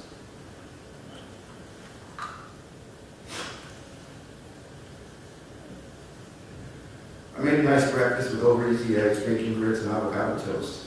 It was a hearty breakfast that would be a great start to a hot summer day on the boat. Around 9:30, our friends showed up at the house and were preparing to depart for a great day together. We were putting the final touches and preparations on loading our friends' beach bags and coolers on the boat when my phone rang. What was on the other side of that call, I will never forget.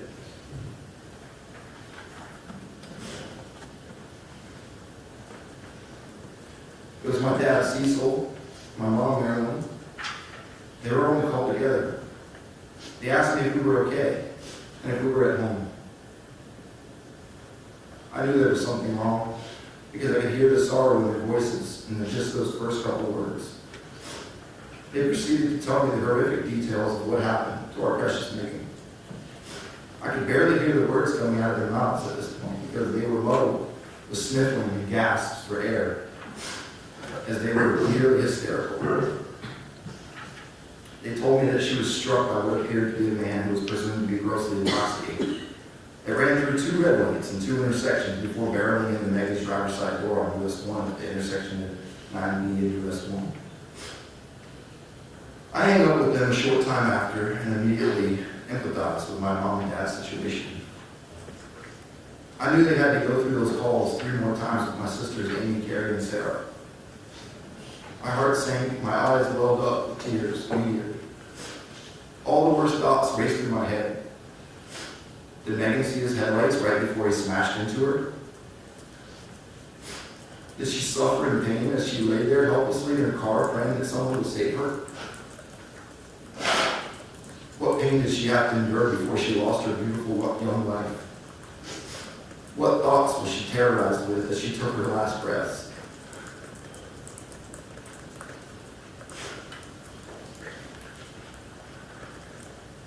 Has she left her last encounters with her friends and loved ones on a positive note?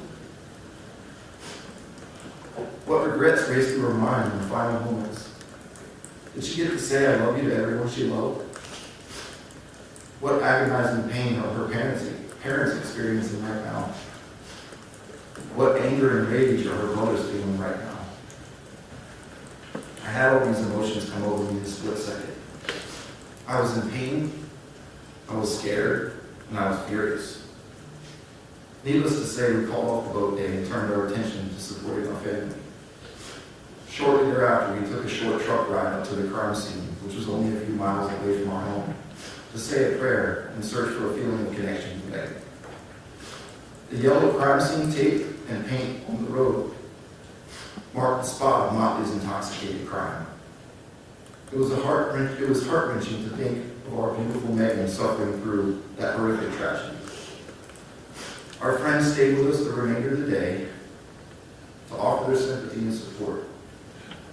It was one of the most emotional days of my life. My children, my wife, were traumatized seeing the raw emotions of that day unfold. I know our emotions made us fearful of the unknown and what's to come in our life journey, raising our children. The feeling of life being so fleeting and tragically abrupt paralyzes you with fear. I know how agonizing the feeling was for us. We had sleepless nights for weeks to come and shed more tears than I thought the human body could possibly produce. I can't imagine the pain and agony that my Aunt Carrie, my Uncle John, and my cousins Johnny and Kevin must have felt getting that news and living this nightmare. As the day went on, I couldn't help but think about those two beautiful red cardinals that were frolicking in my yard that Saturday morning. My grandfather, Jess Richmond, passed away in 2002. My mom and aunts and uncles on the Richmond side of the family used to tell us as kids that Grandpa Richmond loved to watch the Cardinals in his bird bath on his back patio every day. He'd do so while enjoying his morning coffee, reading the newspaper, working his crossword puzzles, and occasionally looking through his lottery picks for winners. Mom told us as kids that every time she sees a red cardinal, she thinks it's Grandpa Richmond stopping by to say hello.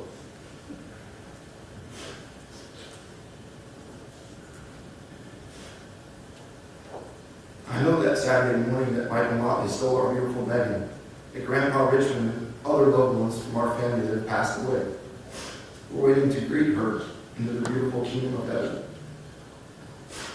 I'm convinced that Grandpa Richmond was out early that morning, showing Megan how she could stop by and visit the loved ones she so suddenly left behind.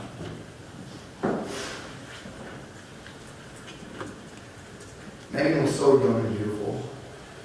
She had the biggest, most beautiful smile, and she showed it often. She was a natural athlete. Megan loved to compete. She was a star at every sport she played. Whether it was soccer or softball, flag football, or golf, she excelled. She was fearless. I remember throwing the football with her when we would get together at family gatherings. As a prior collegiate quarterback, I remember thinking, this little girl can really spin the ball. It was impressive. It was no surprise to hear from her high school and college friends that Megan was the star quarterback on her flag football teams. Megan could pick up anything athletic in a blink. Dad and Mom hosted her for a week one summer, and we all got to enjoy time watching the young woman she was becoming. I remember taking her water skiing for the first time on a summer trip up to Jacksonville. My dad gave her a few short instructions, and she jumped into the water with her skis and grabbed the rope. She was confident and she was fearless. Much to most of our surprise that day, Megan popped up on the first try. She was a natural. Water skiing for the first time often ends in several failed attempts. A mouth and a nose full of water and a few embarrassing moments for most of us. But not for Megan. She was a natural. My wife Brandy and our girls Emma and Kenley enjoyed special times with her while she lived in Jacksonville. Megan loved spending time with all of us. She would come over for pool time that would turn into Megan helping the girls and Brandy prepare dinners. Whether it was playing board games with the girls or teaching them to play sports, or as a sous chef in the kitchen helping cut all the vegetables and cooking the meat, or washing the dishes and cleaning up the kitchen. She was always actively part of the family and helping lead in any way that she could. She, Brandy, and the girls took trips to the beach to boogie board, surf, and hunt for shark's teeth. Our kids idolized Megan in just the short time they had to get to know her. I remember Brandy and I thinking at times while she was with us, I hope our daughter turns out like Megan.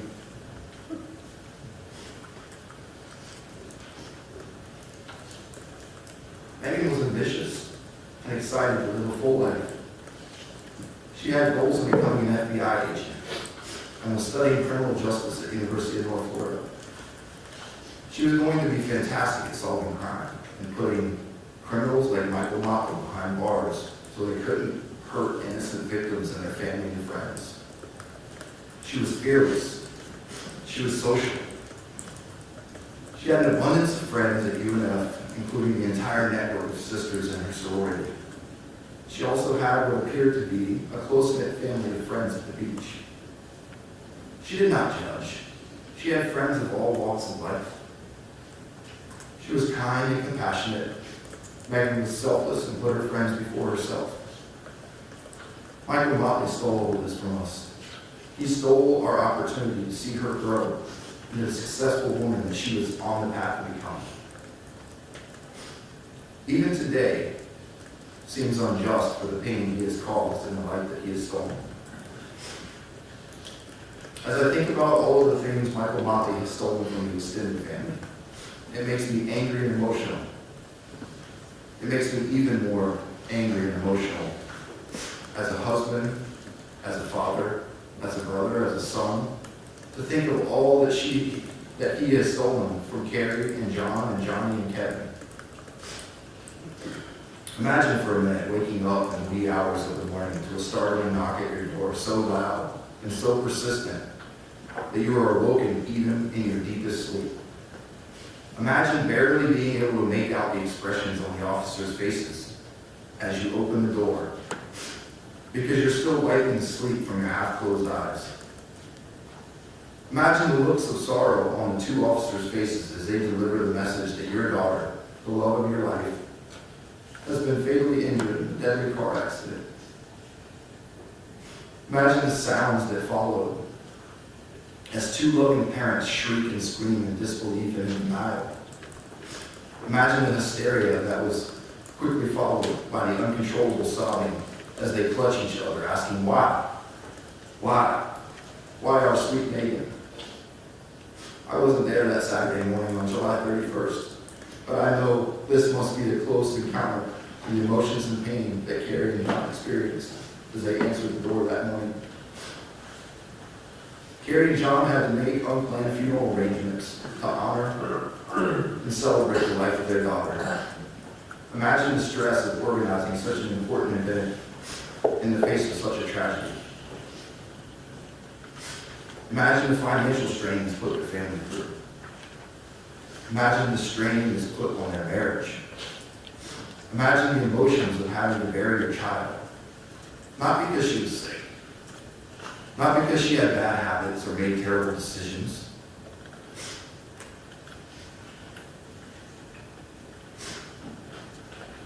But because a man, a 60-year-old man, decided to climb into a car at 2:30 in the morning after far too many drinks.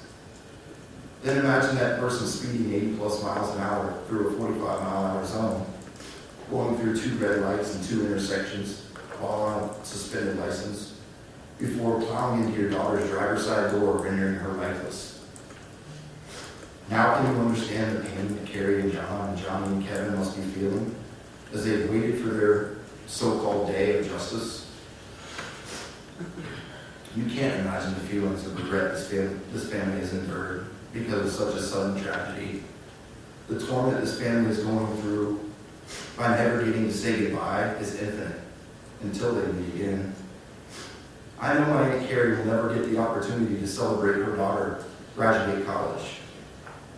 She won't get the opportunity to give her advice on interviewing for her first job.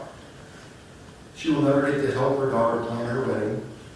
She will never get the opportunity to hold her hand during her first sonogram or labor and delivery of her first child. She will never get to host a bridal shower and celebrate with her on her bachelorette party. She will never get to host a baby shower or help her bake her husband's favorite birthday cake. She will never get to see and experience so many of the beautiful things that mothers get to do with the few precious moments they have with a daughter. All of this has been stolen because of the decisions Michael Motley made that night. My Uncle John will never get to play another round of golf or hit a driving range to give Megan tips on her swing. John will never get to walk his daughter down the aisle on her wedding day. He will never get to cuddle his grandchild in his arms for the first time on delivery day. John will never get to have the man of Megan's dreams ask for her hand in marriage. He will not get to celebrate her induction ceremony to the FBI or law enforcement.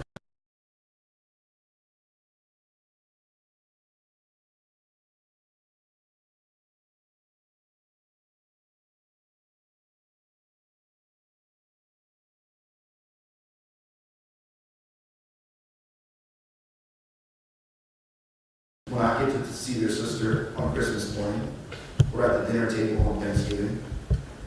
They won't get to exchange stories of their college days or the fun times they remember as kids. They won't be able to ask Megan for advice about how to better connect with their girlfriends or wives. They won't get to go to Jags games or Bucks games together anymore. They won't get to introduce their wives to their only sister or have Megan in a beautiful dress as a part of their wives' bridesmaids. They will never get to introduce their children to their Aunt Megan. Michael Motley has stolen all this and so much more. Words can't express the amount of pain Michael Motley has caused his family. As Catholic Christians, our family turn to our faith to find a place in our hearts for forgiveness. Michael Motley has challenged every fiber in our bodies, our minds, and our faith to give this forgiveness for his egregious mistakes. We're all still working on that.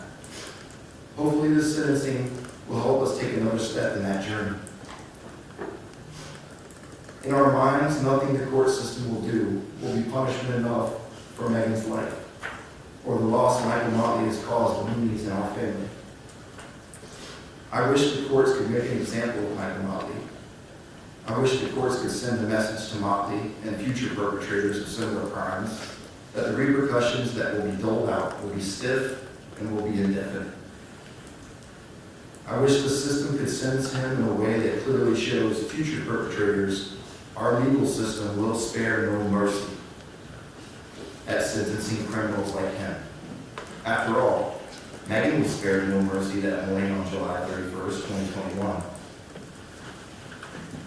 In closing, I would like to reflect again on the impact Megan made on her family, her friends, and the communities she lived in during her 22 years here on Earth.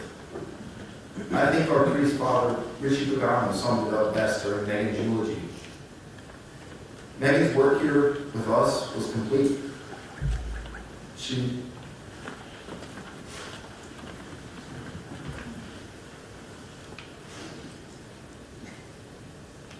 Megan loved so deeply and gave so selflessly that she was called home.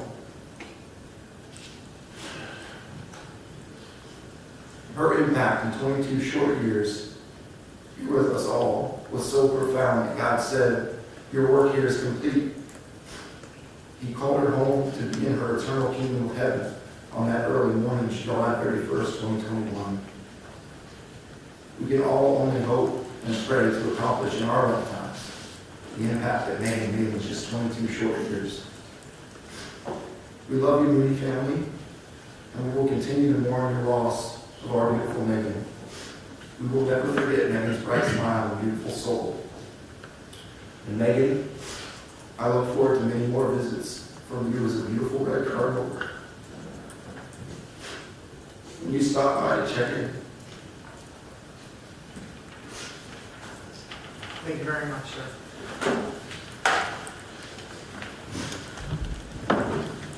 Appreciate it. We have 4 more statements.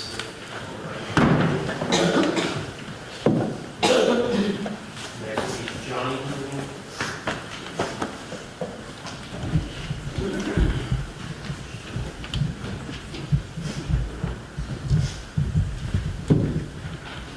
Good morning, sir. Good morning.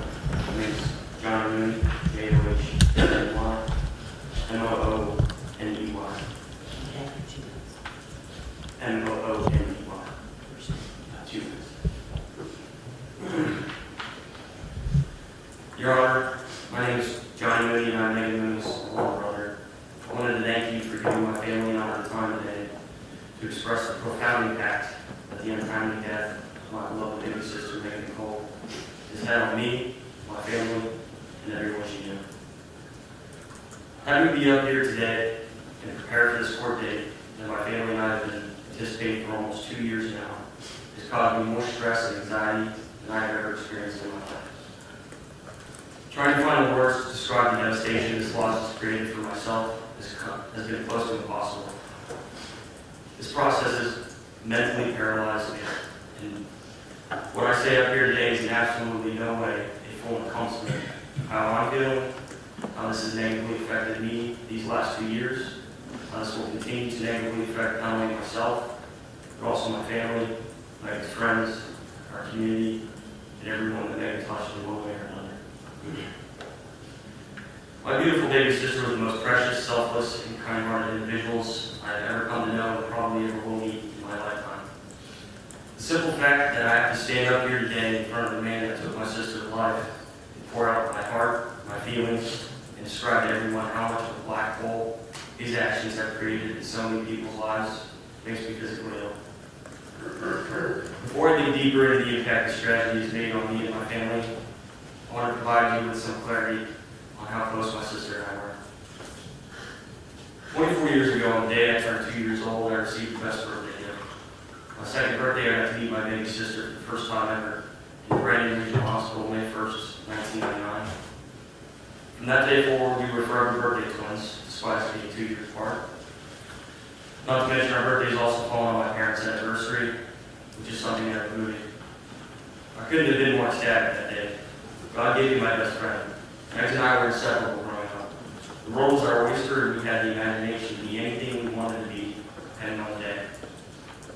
We imagined together, played sports together, made friends together, discovered how to do everything kids did back when we were growing up. We were inseparable, and she was my best friend. As time progressed and we grew into young adults, Megan and I's relationship continued to develop. Like all siblings, as we got older, we had our differences and ups and downs. I took my role as the older brother, always looking out for her and being her protector in everything she did, even when she did not agree with me. I vowed myself, like all older brothers do, to always protect your younger siblings, especially younger sisters. It was my job to protect Megan no matter what the circumstances were. Turns out 22 years later, I ended up failing her.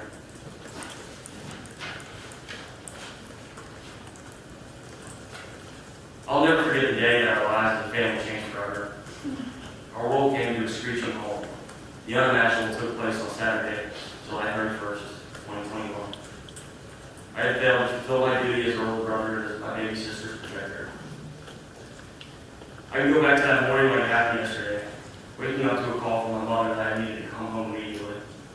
It seemed like a regular Saturday morning after a night out with my best friends, only something seemed off to be getting called home at 7 in the morning. I did not think much of it and obeyed my mother's wishes, driving home from Jacksonville Beach.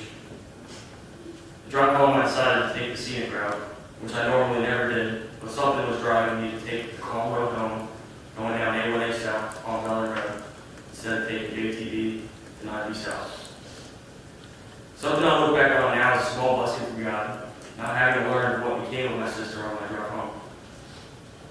Little did I know what I would be coming home to. I drove up to our house and noticed my Aunt Marilyn, Uncle Cecil, Aunt Barbara's cars out front. Something wasn't right, but surely it couldn't be anything too serious. I was completely wrong. I walked into the house where my dad met me in the front foyer. The emotion on his face is something that will forever be burned in my memory. I asked my dad what was going on, and he told me tremulously, "Your sister is gone, John." His tears poured out like a waterfall. I'd never seen my father so emotionally upset in my life, and I was confused. I was not able to comprehend what he just told me. The world seemed to pause, and I had no idea what to do or what to think. My life had just changed forever. The weeks following the incident were some of the most eye-opening experiences my family and I have ever been a part of. The love and support we received from our family members, friends, community members, literally every single person we ever knew, in addition to an insane amount of friends I had no idea Megs had outside of her sorority. It truly opened up my eyes to how big of an impact my little sister had on so many people, on so many people's lives. And just to think, she was only 22 years old. What kind of impact was she supposed to have moving into the next phase of her life? Megan was well on her way graduating UNF, deciding on her career path, and truly starting her life. Megan's future was limitless, and I was so excited to be there for her every step of the way. It truly gets me angry to think about what all should have been and what all was supposed to be. I wrestled within myself time and time again, trying to figure out why all this happened, and why it happened to a little angel. you ask any person who knew Megan, she was a light at the end of the dark tunnel. Someone who could make you smile on your worst day. Someone who always looked at life through a positive lens. My sister was such an incredible young woman, and I have to unfortunately accept the fact that I will never get to see or spend time with her ever again down here on earth. The average person will never understand the pain of losing a loved one to a senseless act of negligence and pure ignorance. The pain and damage I've experienced from her loss is irreversible. My family will never be the same again, and there will forever be a void that can never be filled because of one man's actions. I truly do not think one can fully understand how much devastation these tragedies caused my family. We are broken, and there's unfortunately nothing that can heal us. This event has caused my mother's health to decline dramatically into where she is today. She stays up for days at a time pondering about what we could have done to save Megan. She has become a shell of who she used to be because of the stress and burden this tragedy has placed on her. Even though there is absolutely nothing we could have done, my parents placed the blame on themselves, like any parent would in their shoes. It kills me inside seeing how this is affecting them. No parent should ever have to see their child die before them. None of this would have happened if the individual responsible for Megan's death would have made the right choice. I've also had to sit down with my little brother Kevin and explain to him that our journey of grief is far from over yet. Explain to Kevin that there is a concept I learned in my time in FSC called the multiply effect, which is an economic term that can also be applied to various aspects of life. Although we've gotten used to our new reality of not having a sister anymore, the initial blow, we have yet to really experience the full gravity of our sister's death yet. These negative ripple effects our sister's death will create will not all become apparent until a couple years from now, when all three of us would have been starting to build families. We will once again have a void that can never be filled again. Every single holiday we will be missing Megan and whoever her family would have been. Our kids will only know their Aunt Megan through old pictures of the three of us as kids. This is something that will be affecting us for as long as we live, 10, 15, 25, 35, 45 years down the road, long after the day the man responsible passes.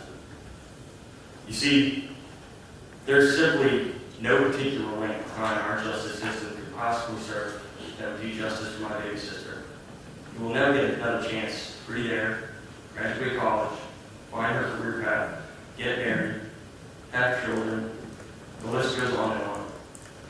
And not to mention the rippling effects this will have on my family, who will forever have to live with this empty void in our new realities. Thank you, Your Honor. Thank you very much, sir.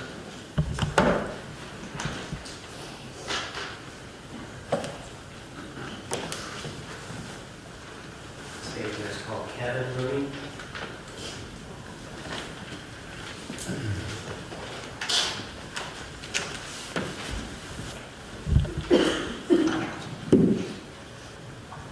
Good morning, sir.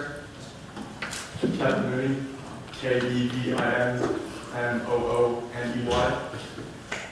Your Honor, my name is Kevin Mooney, the younger brother of Megan Mooney. I just want to thank you for letting my family and I express our thoughts and feelings on the death of my sister. I never thought in a million years that I would make one of these, but here I am. I'm here because of one reckless and irresponsible individual. On July 31st, 2021, my sweet sister, Megan, was taken from us.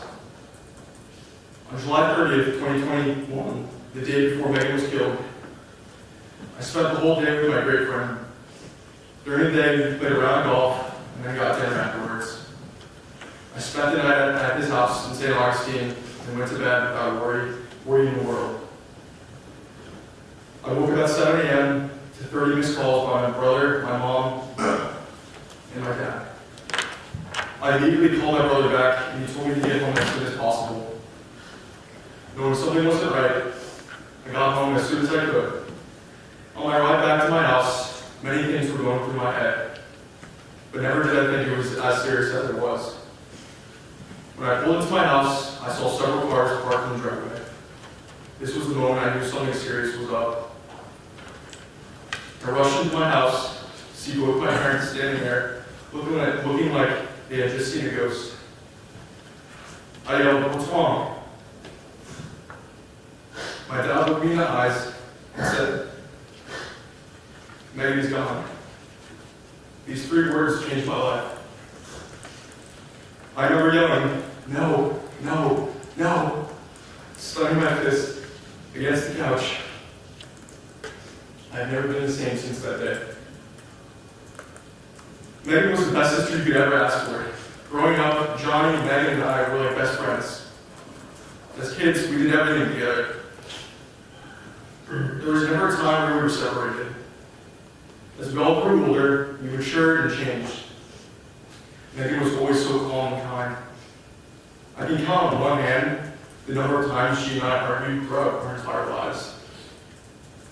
Megan always let people go before her and always thought of others before herself. I never heard Megan complain or gossip about anyone. I was always so jealous of her and her humility. I could never wrap my head around the way she could just simply forgive people. She was truly an angel sent from heaven, and I can't believe she was my sister. Megan was set to graduate later that year and start her life. I was so excited to see what she was going to do after graduation. I knew she was going to do something great that helped others just like her job at Surfer. For those that do not know, Megan was the person that helped people get home safely after a night out. She made sure people got to their Uber safely and made sure people were not drinking and driving. Like I said before, Megan always put others before herself. All of this has impacted me in several ways. Within these 2 years, I caught myself wanting to text, call Megan, because I was wanting advice or I wanted to tell her something that I thought she would think was cool. One individual has brought me so much. I will never have the privilege to introduce Megan to my future wife. I will never be able to hang out with her and her friends. I will never have the chance to ask her for advice on anything. I will never be able to introduce my children to my sweet sister. On top of that, I dread any holiday now, because I know it will never be the same. Every time I see a family picture, I break down in tears, wishing she was still here. There will always be an empty void in my life.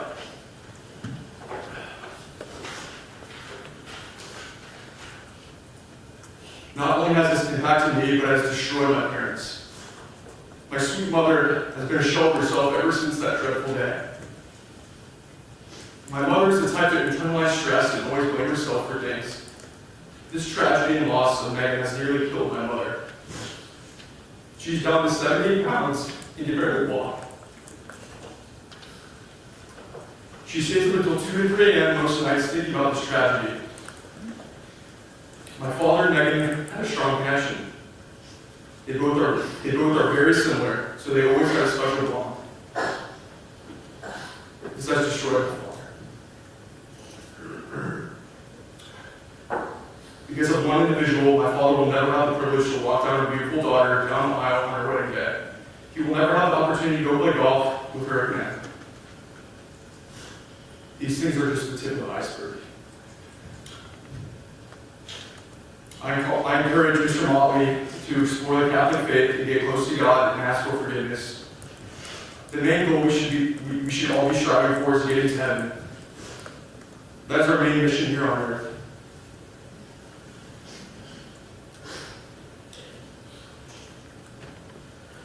I will be praying for you. I just want to thank everyone that has supported me and my family throughout this entire grieving process. You guys will always hold a special place in my heart. And there's no way I could have gotten through this whole process without the support of you guys. Thank you. Thank you very much.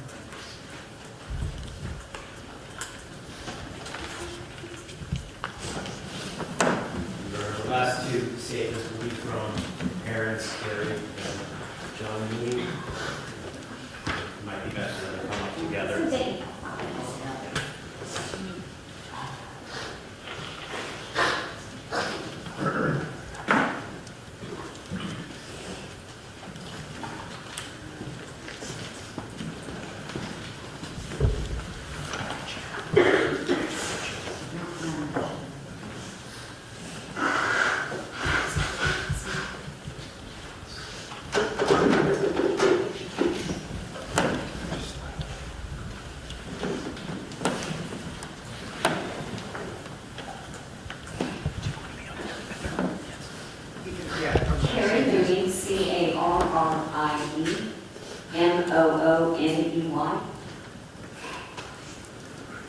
Good afternoon, Your Honor. I'm Carrie Mooney, and I'm Megan Mooney's mother, or as many of her childhood friends call her, Smiley, and her high school coaches and college friends refer to her as Moons. Judge Sachs, thank you for allowing us the opportunity to voice how this horrible tragedy has affected all of us, and for the time that you've already given it. I've been anticipating this day for what seems like a lifetime. The last 3 months leading up to it, I literally felt like an impending doom was about to happen. The stress and anxiety overwhelming. Before I get into I had dreaded having to look at this person, Michael Motley, in the face, because I spent, admittedly, 2 years despising him, to be perfectly honest.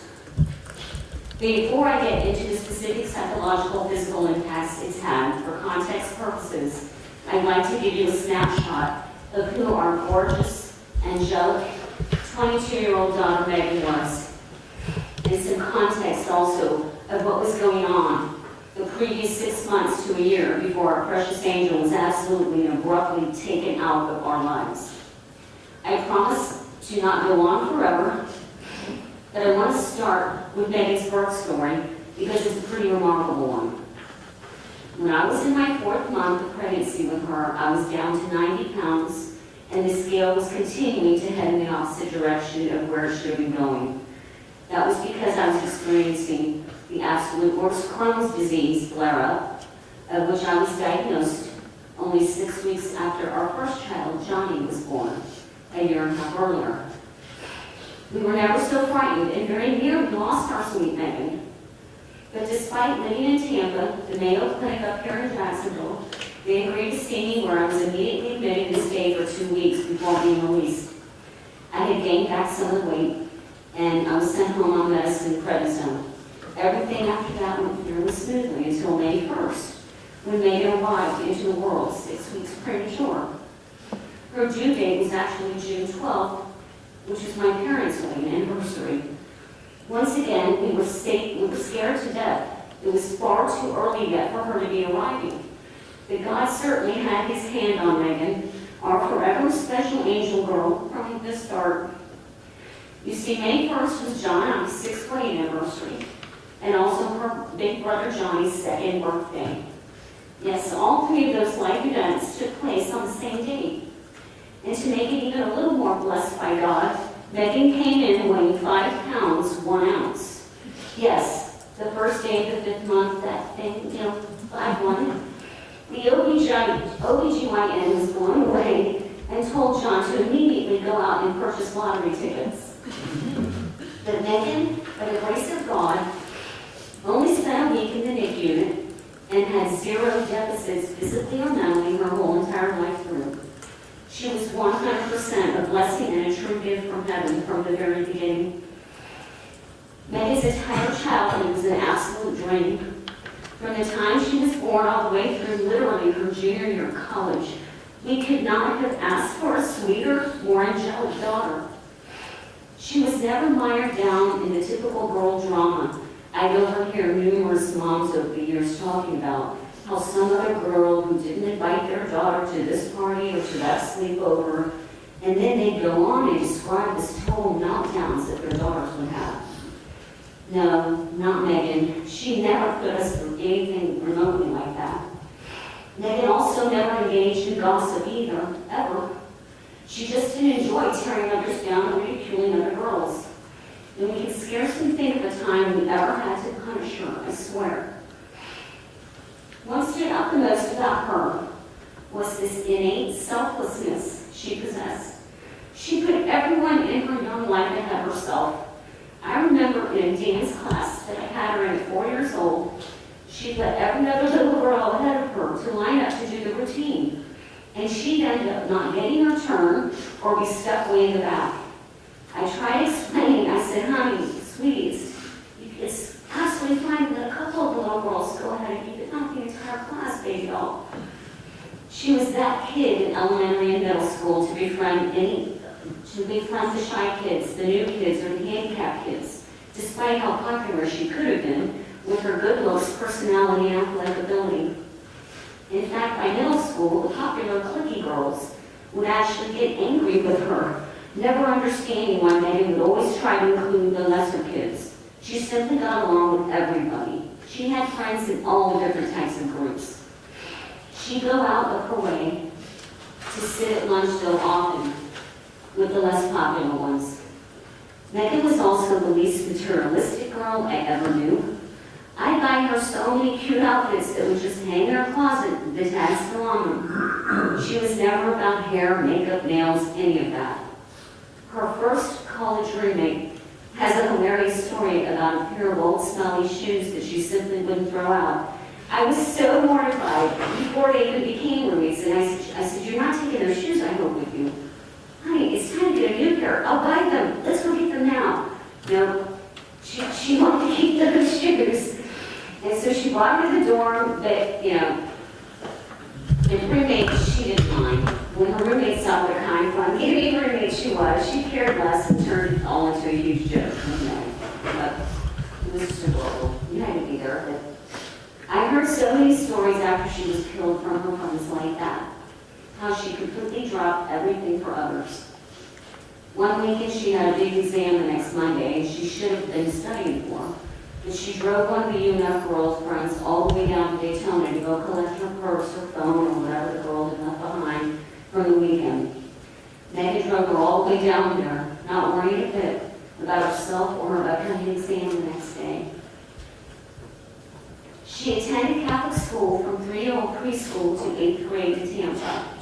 She was always a solid AB student and was chosen twice to play the role of the Virgin Mary. The second time held great weight, though. It was to get to play the role of the Virgin Mary in the reenactment of the Stations of the Cross during Lent. Her peers actually voted for the one girl out of 88 graders who most closely displayed the humble, sweet, kind, forgiving, selfless virtues of Mother Mary. Her teacher would describe to me that they literally prayed over it. It was not a popularity contest. It was a great honor for Megan. Megan was quite the athlete her whole life, too. That 4-year-old dance class was soon replaced by sports the second her dad put a ball into her hands. There was not a sport she didn't play all the way through high school. We knew what a natural she was. And she was literally on the soccer, basketball, softball, and volleyball teams all through in Sydney, her Catholic school. She was on a neighborhood rec swim team for a while, but she spent most of her time playing softball as a shortstop on the local Bloomingdale Little League team for 7 years. She was awarded the Cougar Award for Best Female Athlete and All-Around Student for the previous 8 years of being at Nativity, which is based not only on her natural gift at sports, but also her excellent grades, her sportsmanship, and strong character. In high school, she played all 4 years on the varsity girls golf team and girls flag football team, despite her dad trying to urge her towards the golf as they gave out college scholarships for that sport. Her true passion was always the flag football. She played quarterback and was a captain her junior and senior years. She was a joy to watch, and wow, could she ever throw the ball. Her coach commented to her brother, Johnny, after a long week of practice, as the coach was also Johnny's AP history teacher, and said something like, Megan really got to take it back a little, as she's broken the fingers of 2 of her teammates. When she wasn't focusing on her sports, she was studying or doing volunteer work to do her, high school community service hours. And she began working part-time at Publix at 16 years old, and worked there for 6 years until the day she tragically died. Her work ethic was impeccable. She never called in sick or was rarely late in 6 total years, according to her performance evaluations at Publix. All through high school, she carried on that quieter, shy persona and simply stayed busy with her sports, studies, and her Publix job. She had a couple of close girlfriends, went to the football games, homecomings, and the prom, but she was not a huge social butterfly through high school. All we knew as her parents is that she never ever put a foot wrong, ever. And I'm not making this up. I mean, it was almost like, how could I even be this girl's mother? Because I was nothing like her. But anyway, I digress. Now, fast forward to her college years at UNF here in Jacksonville. And this was before we as a family had moved up here yet. She did get to experience 1 year at UNF without her parents around. In that freshman year, she joined a sorority, Delta Gamma, and she really started to come out of her shell and became quite the social butterfly. Her friends would all tell you. She made the most amazing girlfriends, too. The kind any parent would be thrilled that their girl had made.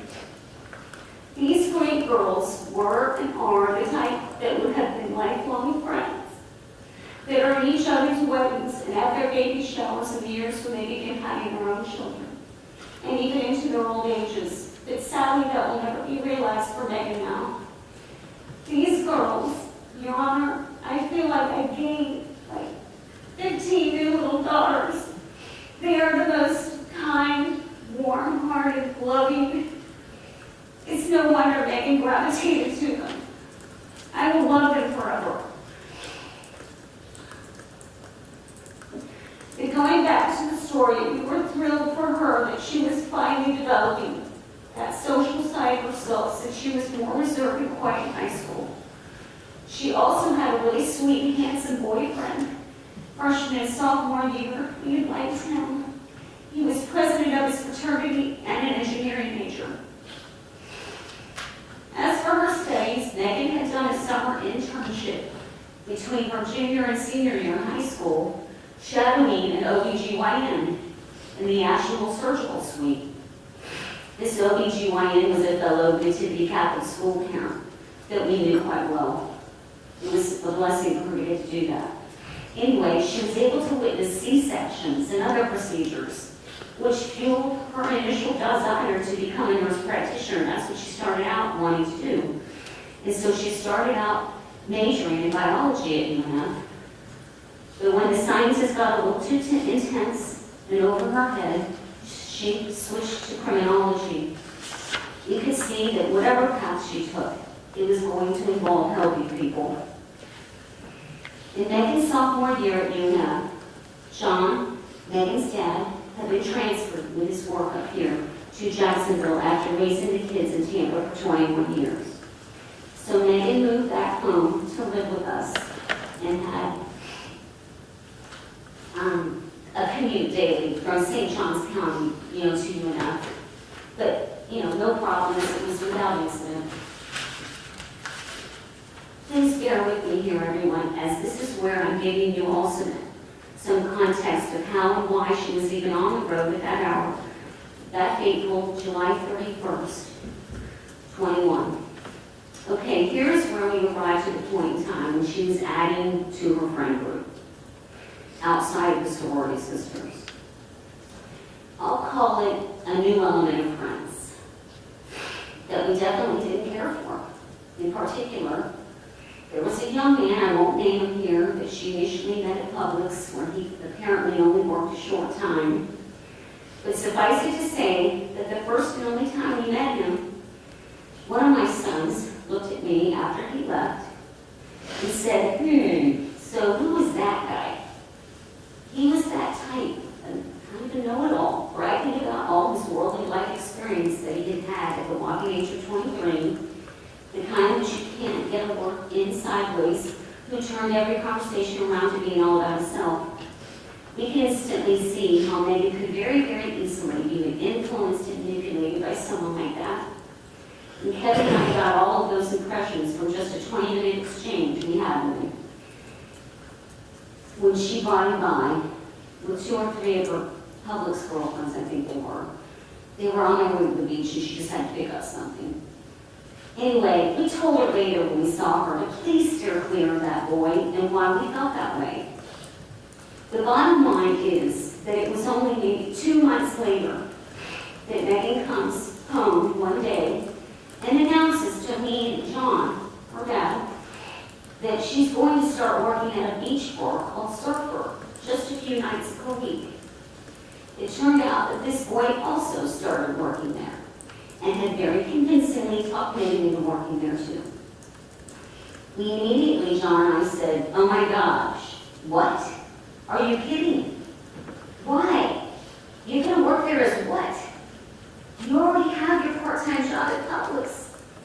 Megan, what are you thinking? Why and how will you work a second job?" And, Your Honor, I mean, I have been struggling with why this happened to Megan. I want to blame everybody. And I'm sorry. And one day, I'm a work in progress. I'll be able to hopefully forgive that person. That I feel like if she hadn't met him, she would never work that job at that bar. Anyway, we told her you need to be focusing in on your internship, Megan. This is your senior year.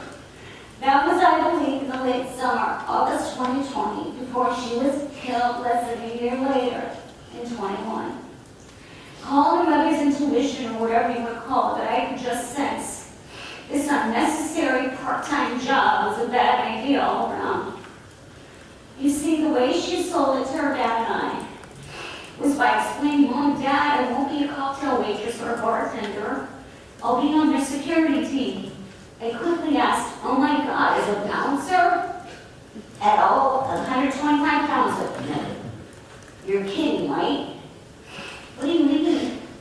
She said she would be working with the local Jacksonville police, the Jacks Beach Police, with a new program they were undertaking with the area beach bars to help reduce DUI driving. If you can even begin to absorb the irony of that.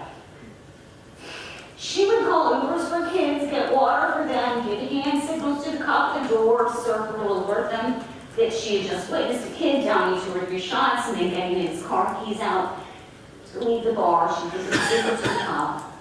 The police would then approach the kid and make them take an Uber. She went on to tell us, "It sort of has to do with my criminology, major Mom and Dad, so I really want to do it." And I just said, "Really?" Is all I can skeptically think.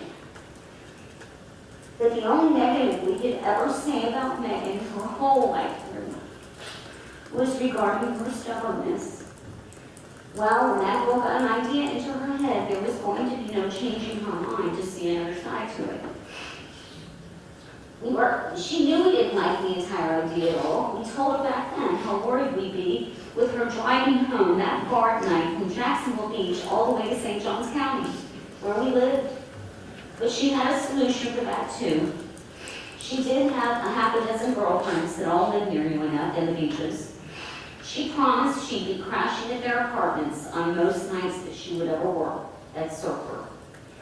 So we had that agreement in place. So she worked there for several months for the rest of 2020 and then into 2021.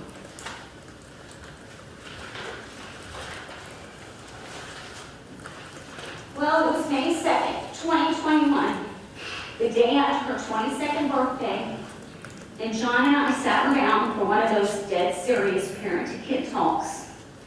We told her enough was enough.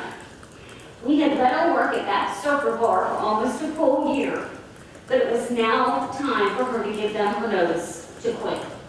Number one, we were tired of constantly worrying about her driving on the roads at those ungodly hours. We hounded her not to, once, not twice, but dozens and dozens of times like a broken record. Megan being on the roads at those hours was stupid. I constantly tell her almost every time she left the house, only the scum of the earth outside of doctors, hospital workers, and pilots are on the roads at those insane hours, Megan. Tell me you'll be staying at one of your girlfriends if you're working tonight. And secondly, she was about to start her final semester before graduating, 4 years of college. She was required to complete an internship for final semester, and we wanted her laser focused onto what internship she'd be doing, and get excited about that while she kept working her Publix job. She would not be able to juggle that silly job at Surfer on top of it. We immediately encountered her stubborn resistance again. Then we said, fine, then say goodbye to your cell phone bill, your car insurance, and your car payment being paid anymore by us. We were serious. And she finally knew it. That's when she looked us both in the eyes and said, fine, I'll get in my nose this week and quit. About 3 days later, I asked, so did you quit, Surfer? She looked us both again in the eye and swore that she had quit. I chose to believe her. This was my angel girl, the sweetheart that I raised, who scarcely said a foot wrong her entire childhood and so far her young adulthood. I said to myself, she wouldn't lie about something like that. I'm going to trust her. She's never lied to us before, ever, about anything. Plus, we never ever saw her wearing that Surfer t-shirt uniform again, or saw another pay stub or the wadded up dollar bills from the tip share that the waitresses gave her and tossed out onto the kitchen island when she'd get home. We believed she had quit. Now in hindsight, I wish I had never trusted or believed her. Believe me, if we had not chosen to trust her, John would have marched right into that stupid bar one evening, and if he saw her there working, he would have grabbed her by the arm and yanked her out of there. Or if this had only been 4 years earlier, when I was at relegating that to a stupid cane and barely able to move with ease any longer, with this broken down, useless body. I would have done so, even if it caused a scene. I am that type mother who would stop at nothing to prevent my kid from doing something we very clearly had told her that we were concerned about. But you see, Megan was simply committed to that job. She wanted to help those kids out. She loved that job. She obviously did. And when you're 22 years old, well, we all were at one point, and we don't always have the full foresight to consider all the different angles to something. So it's around 3:30 a.m. on 7/31/21. We wake up to knocking at our door. John went ahead of me and let them in. I was only feet behind him. The only thing I could think the second I saw 2 Florida Highway Patrol officers was, oh my God, oh my God, oh my God, which kid, Megan or Tony or Kevin has gone into trouble? Why were these 2 men standing in our kitchen right now?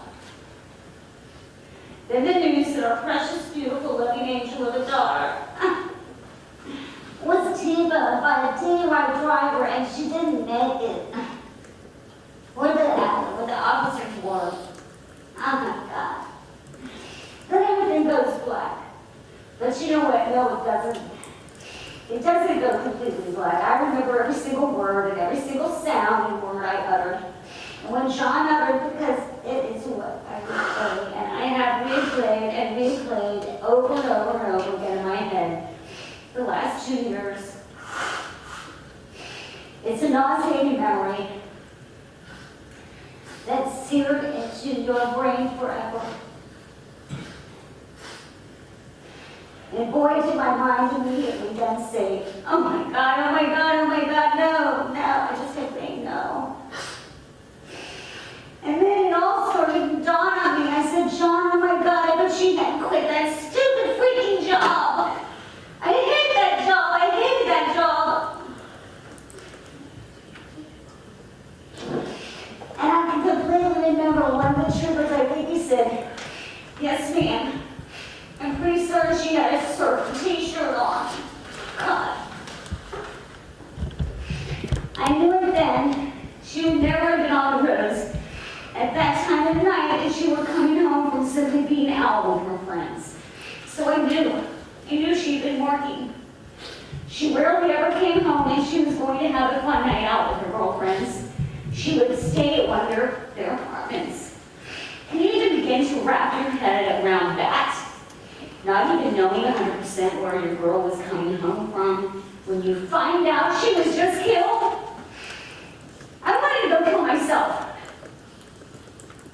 I became numb and like a zombie. But I forgave her instantly. Of course, I forgave her instantly. Obviously. I was 22 once. She that job and helping others. And she was so naive. I know that now, but it's been very painful to have to deal with that. Thank you, John, I'm okay. I got through that. So what impacts has this had on me, Judge? We'll start with the psychological and emotional ones first. I haven't had a full normal night's sleep since it happened. I often wake up with a jolt. My very first thought upon awakening is me being in a car and then getting hit by another car going 87 miles an hour. I actually feel a huge bang in this half-dreamlike state. I then lay there, wondering what was going on inside my baby girl's head. If, God forbid, she was even remotely conscious. I wonder if she was aware at all, and if so, what the poor angel felt the second after running into that man's Jetta, plowed into the side of her. Did she suffer waiting for an ambulance to reach her? What thoughts were running inside her head? It's then that I immediately start saying a Hail Mary, praying that she did not have any consciousness. And this is all in the morning when I wake. Hail Mary, full of grace, Hail Mary, full of grace, and I just pray that over and over and over again in my head. And sometimes out loud to drown out that horrible thought. I even remember sometimes I knocked at my head to make the ugly thought leave my brain. After the prayer, I started getting up out of bed to do my regular routine. Yep, that's how I've woken up 2 new times to give you an actual count. At the beginning, oh my God, I was having every single morning. Then it lessened to maybe 2 to 3 times a week. Now I say at least once a week, even now. The entire wreck replays in my head like it's me instead of Megan. I wish it had been me. It should have been me. My body is worthless. I can barely do much anymore. Why would God not take me instead of her? It replays in my head like it was yesterday that it happened. This is 100% true. After I get physically out of the bed and get my bearings, I go into the patio, I go onto the patio, and have a proper prayer to Jesus. And I ask for the Virgin Mary's help. I ask her to hold my Megan in her arms and keep her protected the way I apparently did not. And I beg God's forgiveness. Then I go grab my coffee and start reading. I'm also plagued off and on, sometimes weekly, other times daily, by the idea and worry and wondering how losing your sister at only 24 and 20 years old has and will continue to affect both Johnny and Kevin, our 2 sons. Is it festering down deep somewhere in their psyche and will only come out in some horrible, bizarre way years down the line? I've done my very best to check in with them emotionally, but it's difficult with young men. They don't emote very well or very often. They both tell me that they are fine and that they are utilizing their Catholic faith to help by speaking often with our priest and reading good books on grief that I've tried supplying them with, but you never know. I do know that Johnny, the 24-year-old, had a mini crisis those first 2 months, right after it happened. But I provided a psychologist's contact information to him, and I know he was going to see her for many, many months afterward. He assured me that it helped a lot, and he is way past that emotional crisis, and I'm very grateful for that.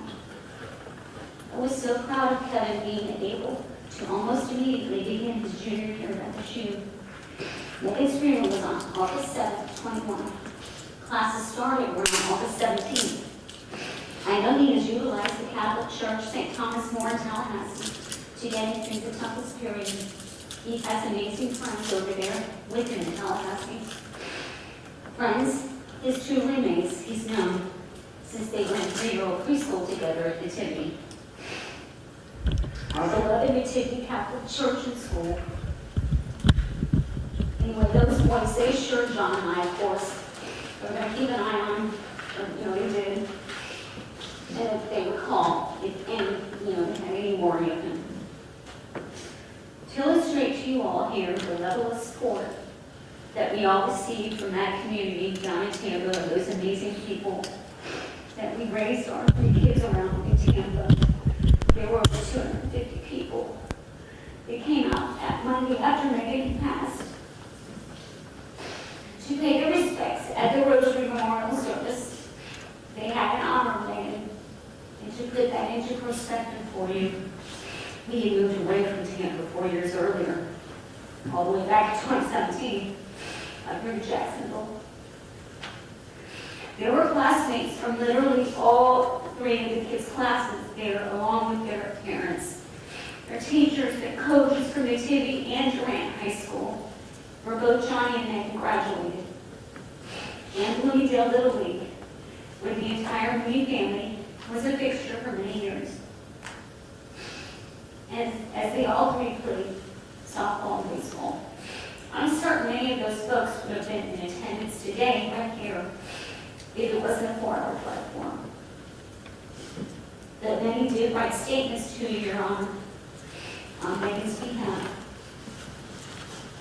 So many of her teachers and coaches, every one of them always says she was the most selfless student I ever had. She'd give the shirt off of her back to her fellow classmate. Every one of them is so consistent. She was like a saint. Let's see, my relationship with my husband, John, has been impacted. Most weeks and months, I've seen how this has clearly cemented us even closer together than we already were after 30 years of marriage. And I'm so grateful for that. But there was a time period only a month or 2 ago now, when I guess we felt the pressure of this sentencing hearing approaching, that I began to doubt everything surrounding our tragic loss of Megan.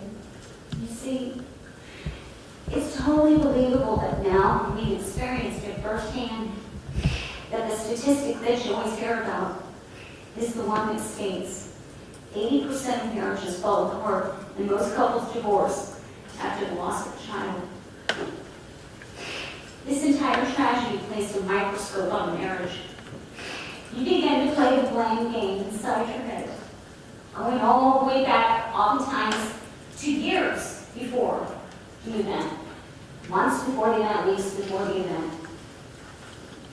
I began to question big time, and I realize that now the only fault of it was that man over there. But why John was so trusting of Megan when she told us she had quit. And for that matter, why was I so trusting of her? Why didn't one of us go play detective? Why didn't we drive down to serve her some Friday night between May 2nd of 2021 and 7/31 of 21 and march in there and just to see for ourselves that she was still working there? We should have. Why didn't we? If we had done, she would be here alive with us today, and none of us would be sitting here right now. One final thing I'd like to say on this unfortunate topic is this: if I had been my normal, pre-loss of my healthy body self from only 4 years back, and I could rewind time, I would have sprung into my Mama Bear mode, and no matter how big a scene I caused, no matter how it may have embarrassed Megan, I would have marched into that bar and grabbed her by the arm and asked her to please follow me. And I would have found that young man that coaxed me into working there in the first place. And I would have said to him, buddy, I know your ultimate goal is to somehow look at Craig and somehow date my daughter. So you selfishly convinced her to work here. But guess what? There was never going to be even the slightest chance of that ever happening in a million years. So please do me, her father, her brothers, and her girlfriends if you favor, and just leave her alone. Pretend you never met her, please. Then we would both have walked out of there, and that would have been that. And I would have ultimately saved my daughter's life. But we can't rewind time, can we? Now on to the physical impacts. My chronic condition that I've had since the age of 6, rheumatoid arthritis, and no, not the old people kind, I was diagnosed at 6. It's admittedly not been doing well prior to July 31st, 21. It wasn't. I mean, I was starting to have some real issues. But this living hell has accelerated my joint and bone deterioration by at least easily 10 years. No, Michael Motley did not give me my family genetics or the RA. But, I'm sorry. Ask anyone in my family how I've done physically the last 2 years. Ask my Mayo Clinic team of doctors. Ask my physical therapists. Ask our friends and my girlfriends. They know the effects this has had. I'm certain this has shortened my life by years, probably about 10, I'd say. If I was meant to live to 75 years old, I won't be a speck surprised when God takes me at 65 after the stress of this nightmare. And believe me, it pains me more than you could ever imagine in saying that in front of our 2 tremendous sons sitting over there. We still have years ahead of us to see them graduate college and get settled into successful careers. Johnny has already arrived at that point in his life, but we also want to share in them both finding the true loves of their lives and marrying that one perfect girl. We have 2 weddings to get to enjoy.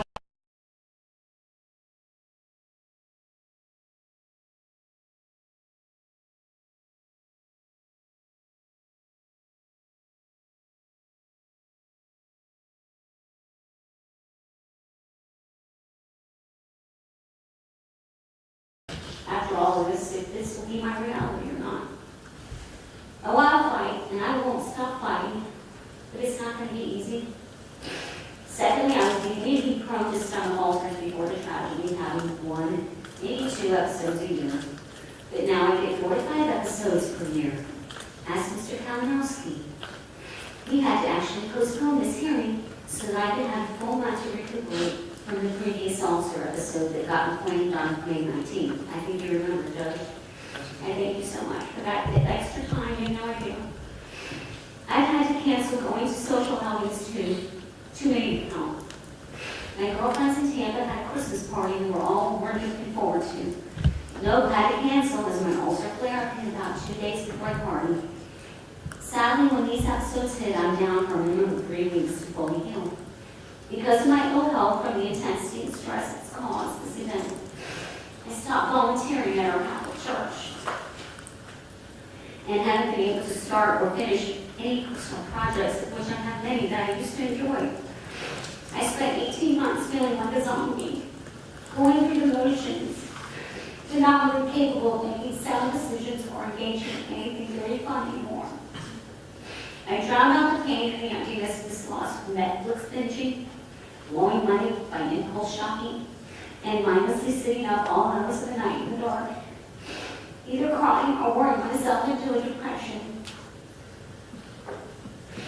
John and I haven't been able to go to Tallahassee for a single FAU football game, parent weekend, or Kevin's fraternity parent weekends that we have since this has happened.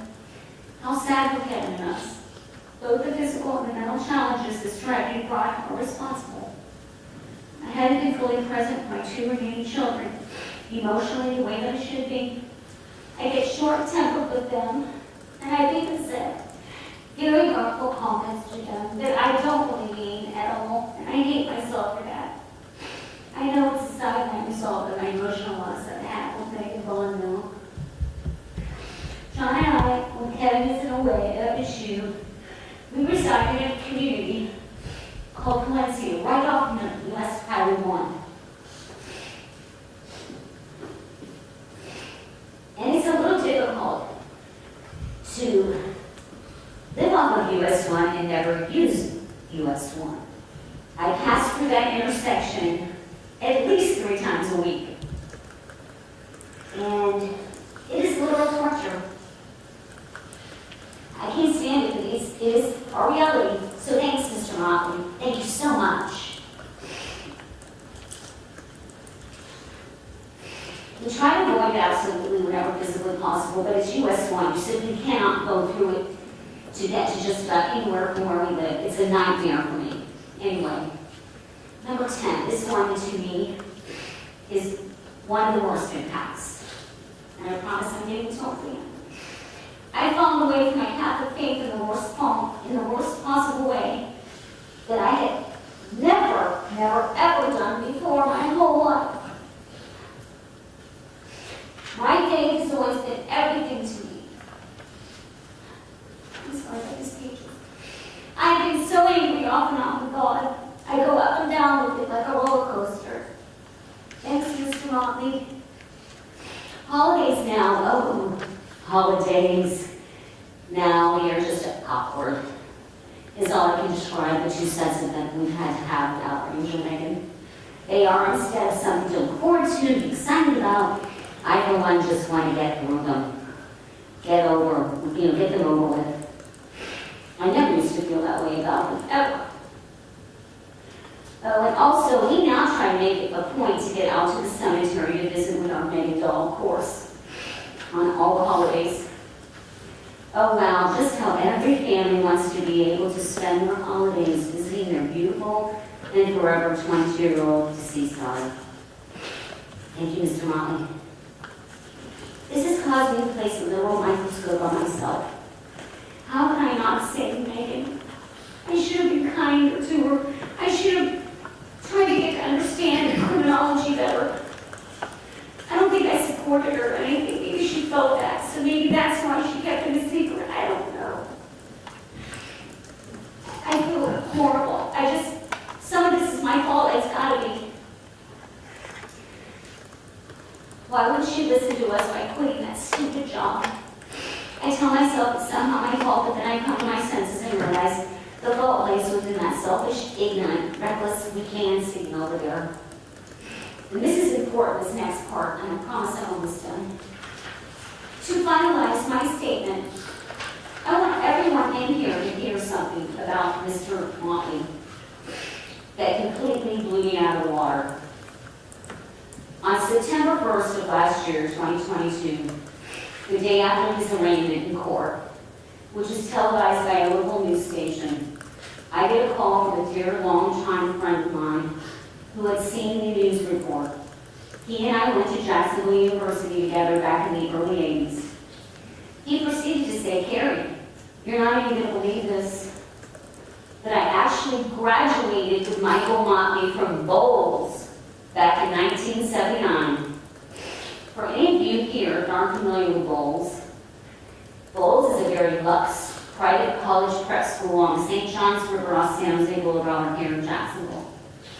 The last I checked, the tuition in 2023, to give you an idea of how prestigious this school always has been, is now $30,000 a year for K through 12. My friend only attended because his dad was a teacher and got greatly reduced tuition. My friend went on to say that Motley also was awarded a baseball scholarship to the University of South Carolina and said he was from a very big, renowned Catholic family in St. Augustine back in the day.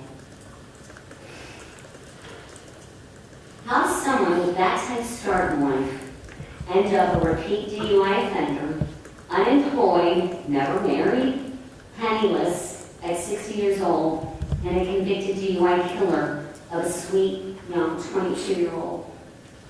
How weak do you have to be to allow a substance to destroy your life to that degree? Also, and very important, Mr. Motley, are you stuck somewhere in a time warp back in the 1980s? There's now an actual thing called an Uber or a Lyft. They actually pick you up in a car and drive you, if you're intoxicated, to your destination. How completely ignorant is that not to utilize the other dozen ways there are now in the 2020s to get around if you know you're a total drunk by nature? Lastly, where is a 60-year-old drunk like yourself heading to at 2:30 in the morning, which is in the total opposite direction of where you lived? Traveling through red lights at 87 miles per hour and plowing into my precious law-abiding daughter who was simply driving home from her job. Were you on a suicide mission?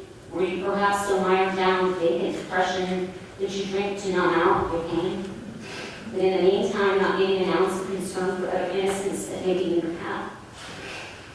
I want to say one final thing here. Megan was John's entire heart, my husband. I didn't know he would make it. She was the bed. I was honestly worried that this would very nearly kill him. You, Michael Motley, who brought this man from ever getting to walk his gorgeous, precious daughter down the wedding aisle, and of him ever holding each of her babies. I will continue to always worry about his psychological health forever now. I will never get to share in the excitement of meeting Megan's forever person, the love of her life husband, or participate in any of the fun festivities that play in her engagement party, her bridal shower, and her beautiful wedding. Nor will I ever get to offer her my advice in the sleepless first weeks of having her first child, or the sheer joy you get to experience babysitting her children or grandchildren. The boys will never get the fun of sharing every single future holiday, wedding, and family vacation with their sister and her husband family. They won't have Megan to give them advice with their wife that they choose. Mr. Motley, you've robbed all of us severely. I hope you sit and ponder that for many coming years ahead, and I frankly hope it causes you severe. Sorry, I shouldn't say this. I'm going to have to do a confession after this, everyone. Anyway, I just hope that you ponder it. And maybe you'll make a change in your life, and you'll find God, and you'll find your Catholic faith back again. As far as Corporal Tolman was concerned, the wonderful Florida Highway Patrol detective that handled our case from start to finish, he told us that the day or afternoon that he arrested you, he said to us, as he drove you from your brother's trailer in St. Augustine to the Duval County Jail, he noticed that you had tears and you were crying in the back seat of that patrol car, but he suspected they were only tears for yourself, that you were being picked up and taken to prison, versus a single tear being shed for our daughter and those boys' sister. He said he saw no remorse at all in you, just anger and pity for yourself. I'm going to close on a positive note. I realized that I was the most blessed mother for being able to be Megan Nicole Mooney's mother for 22 short years. Megan was a pure and nearly perfect light in this world, and the type of giving self was eternally positive, trusting always, saw the positive in every soul she ever met. She was a rare gem. She was a person that you very rarely see in this day and age. She almost went against what all social and societal norms are today. And for that, me again feel so unbelievably blessed. Her dad and I had often, almost weekly, share with one another that we believe without a shadow of a doubt that our precious daughter was a young woman that fulfilled all that God and the good Lord had ever asked of her. And she would have continued doing that no matter how out of the norm it was. And for those reasons, we do absolutely believe God wanted to reward Megan and wanted her back home with him, where she will never see another day of watching others suffer or witness the myriad of horrible injustices and cruelties that occur here on earth. We have absolutely no doubt that she is an angel now that will always advocate for us, our family, and all of our friends, and be our biggest cheerleader. We've already witnessed some of that magic, we believe, was her actually making it happen. Yes, for selfish purposes, I had much rather kept her down here with us, but knowing she's in paradise is a blessing from God that we will not question or complain about. I love you, Megan, to the moon and back, and I cannot wait to see you again, my darling girl. Thank you, Judge. Thank you very much. I do. If we can do a real quick, just for the staff, we can do just about 5 minutes, just to make sure. I don't want anything to be rushed. All right, we'll do a 5-minute break. I don't think everybody necessarily needs to leave, so we'll just do a quick 5-minute break.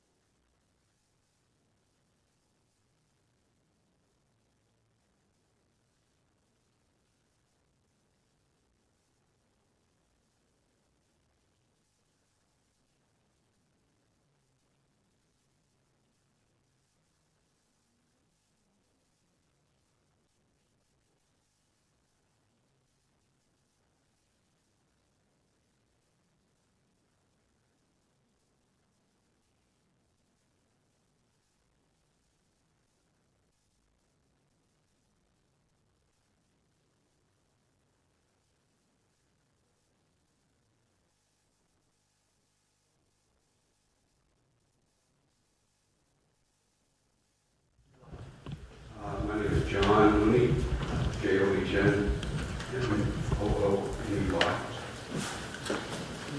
Sir.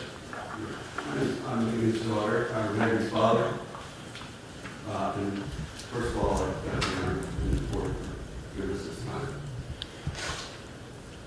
I'll start by describing how this loss of my daughter Megan has affected me.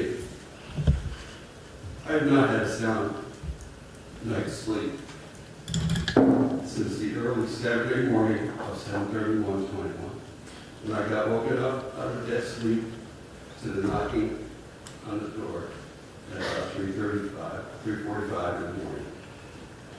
So I'm still half asleep. I get to the door and I open it, and there are two Florida Highway Patrol troopers standing there. They began asking me if I'm John Mooney and if I have a daughter Megan. When they kept asking me to show then my driver's license to prove who I was, that is when I knew in my gut that something very terrible had happened to my beautiful Megan. I found myself pacing back and forth in a total fog, not even remembering what they had asked me for. Oh yeah, my license. So I quickly go to the bathroom bedroom to get it when this sick dread in the pit of my stomach. When I returned a second or two later, my wife was there then, and I remember her asking, who are you all? Why are you here? Then she turns to me asking, John, who are these men in their house, and what do they want? She then turns to the troopers and remembers her asking, oh my God, what child was in trouble? And kept saying over and over, oh my God, oh my God. They then asked us to sit down at the kitchen table because they had something to tell us. That's when one of the state troopers told us that our daughter was T-boned by another car and didn't make it. That's when life changed forever for us. And I simply can't share with the court that very personal exchange we had the night between the two troopers. And it was far too painful. I don't think I sleep longer than 2 to 3 hours at a time before getting up in a cold sweat, remembering it over and over, thinking, was this just a nightmare? After those troopers left, we just knew we had to get our 2 sons home safely and as soon as physically possible. We only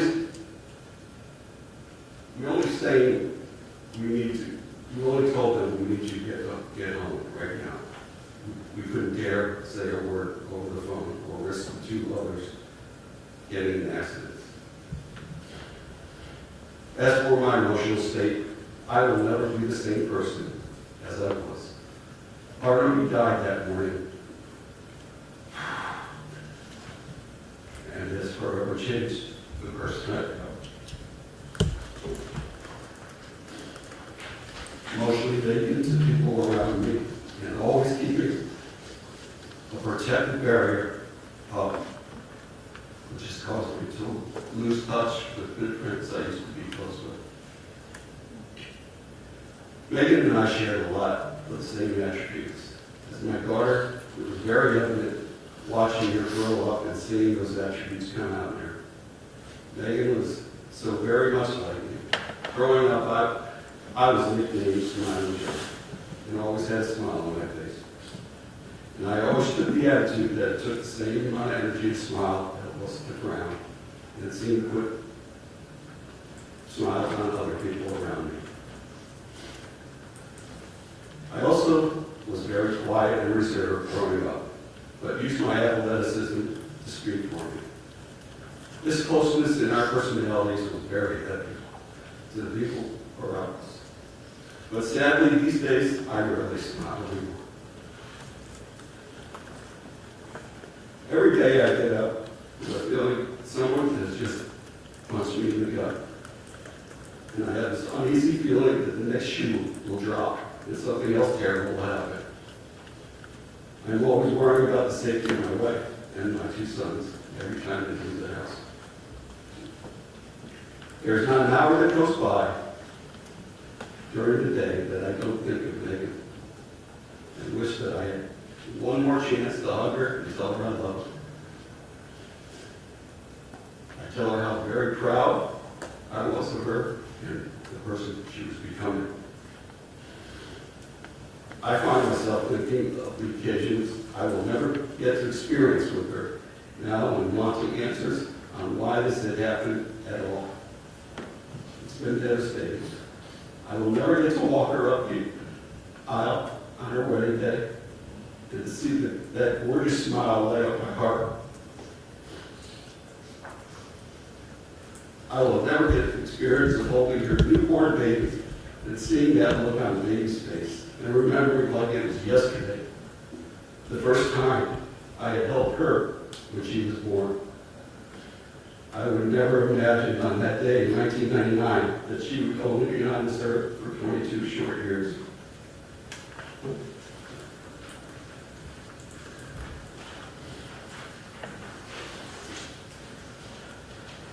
I'm constantly rewinding all the experiences I had with Megan and how I'm frightened that I will never forget, that I will forget them. Then there's my wife and how this has affected her both emotionally and physically. These last 2 years, I've had to see her deteriorate physically to the point that she now weighs only 78 pounds. Due to the stress and anguish this horrific tragedy has caused. The rheumatoid arthritis that she has had since age 6 has accelerated, that seems 1,000-fold. While she definitely had her illness, it was still not deteriorating at the insane rate. I honestly feel like the tragedy has shaved 10 years off of her life. But now the frail body has gotten to the point that she can barely walk, and I know it will ultimately prematurely put her in a wheelchair. It seems like every other day there's yet another task she can no longer do herself, and how having us to do it for her. Again, the stress that Michael Motley caused by this extremely selfish decision and early morning has put a strain on her health and thus overall our overall marriage. This was very high energy. This woman was a very high energy person. On the go 24/7. A woman that I married, physically and emotionally, she is a shell of the vibrant go-getter. Nothing could ever get her down for long person she once was. This loss of Megan has led to what I now see, very sadly, as a lack of desire to fight off her physical ailments anymore. It just seems like she's giving in the fight, and that's killing me inside to see it play out at real time.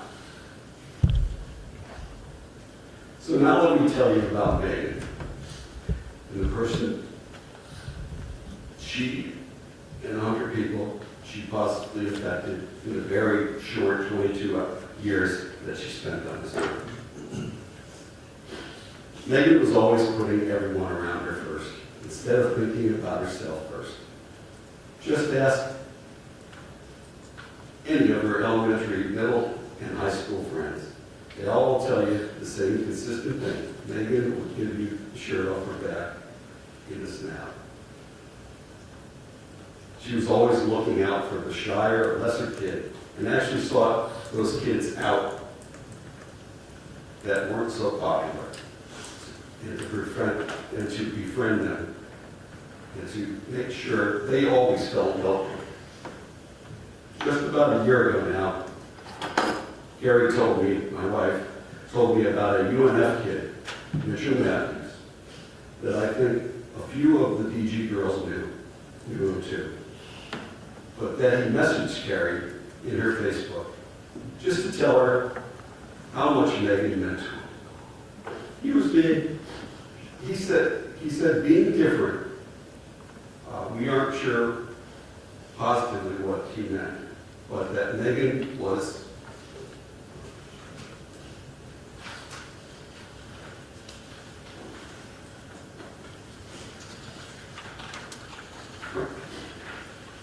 the only girl on campus that would give him the time of day. And said she actually stopped to chat for 5 minutes.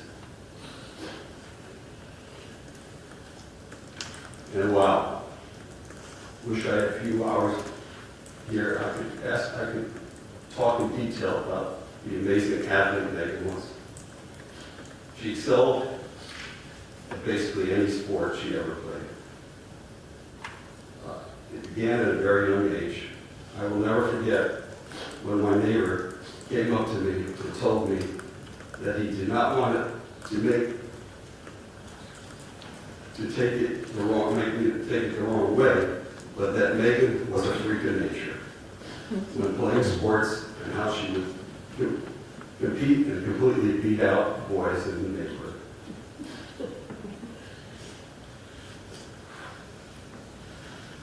Then having school coaches call the house all the time and tell us that we need to get her into sports.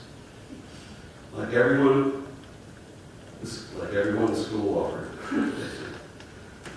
Some of the most memorable times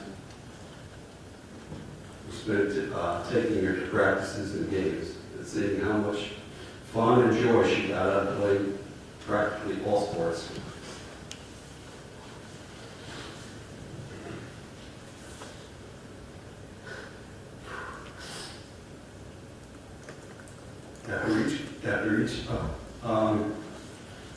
An example of the type of person Megan was is the time she made all-star softball team. And after each game, the umpire would present the best player for that game with a trophy. Well, Megan had won it the first 2 games that they had played that day. And at the end of the 3rd game, I noticed the umpire coming up to the manager and discussing something. Right after they talked, the manager came over to me with a smile and said that the umpire was going to give the award to Megan, but Megan requested that it was given to another player. That exemplified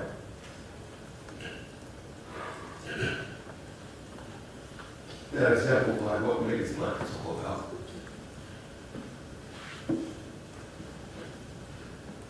She played girls varsity golf in high school and shoots and shot consistently in the 70s. But her real love was flag football, where she was both quarterback and captain. The one thing that impressed me more than anything else besides her athleticism is how humble and unassuming she was with all of it. You never heard her brag or talk about how good she was. The incredibly humble way in which Megan lived her short 22 years has given us such an example of how to live our lives. She touched more people in a positive way than most people do an entire lifetime 3 times a day. I never heard Megan say a negative thing about anyone else, and always made it a point to put her friends and family first.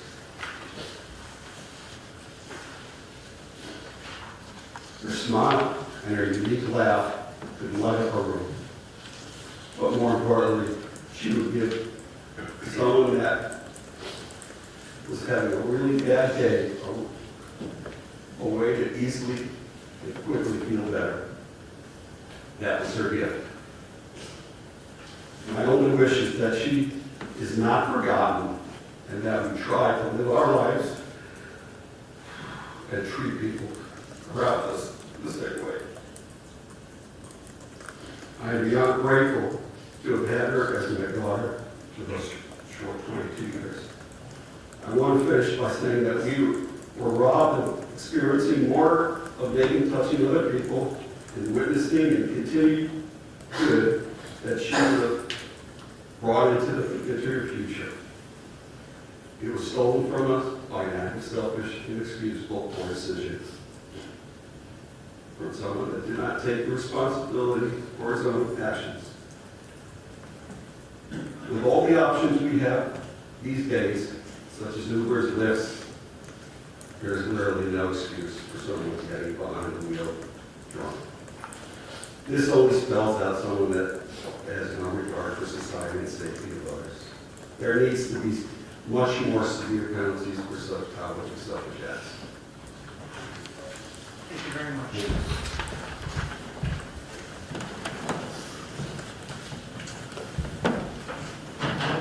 Thank you very much, Your Honor.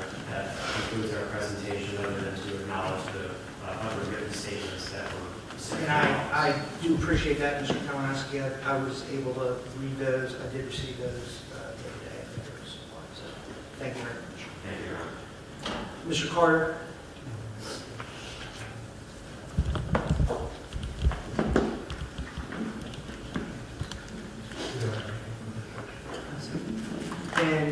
there's nothing further on the defense side. There's, not further, but there's no testimony from the defense side. First, I just want to say prior to, is there any legal reason why sentence should not be imposed? No, Your Honor, not mistaken. And if you can have them stand up and brought forward the condition.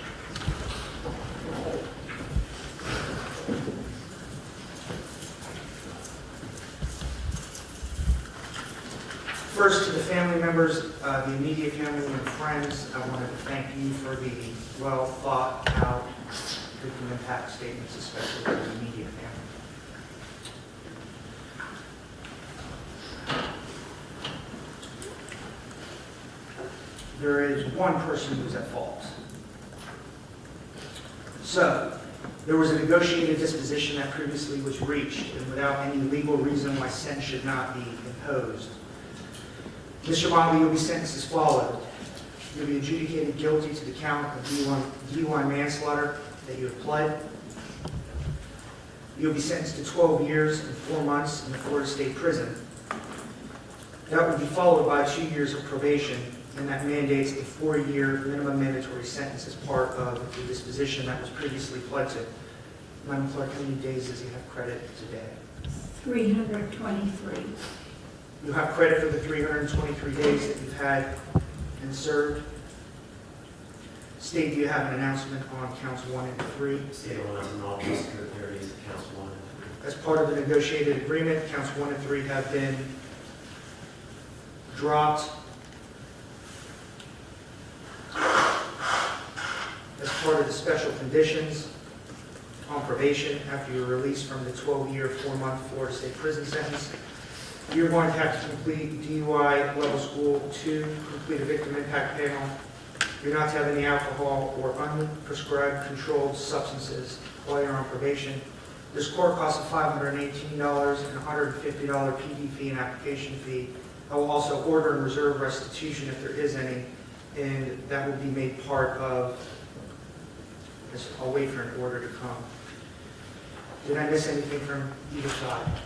I believe there's a permanent driver's license revocation. I'm not sure if the court announced that. I may have announced it at the original plea, but there is a permanent driver's license suspension, so Mr. Motley, that's also part of the sentence that is being imposed today. Did I miss anything else? No, Your Honor. Mr. Motley, you have the right to appeal the sentence if it's illegal, but that must be done within 30 days. If you cannot afford an attorney, one will be appointed for you on that, in that regard. Thank you very much.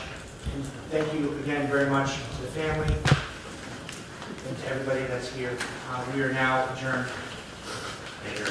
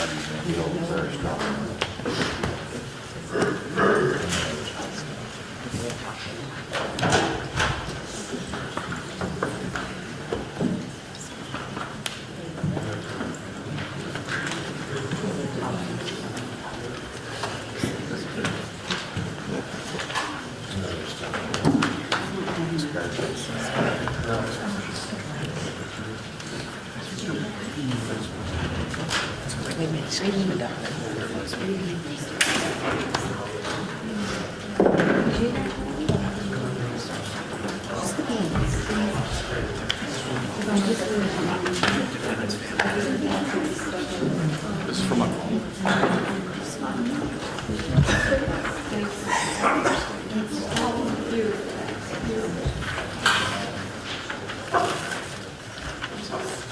These are hard to explain.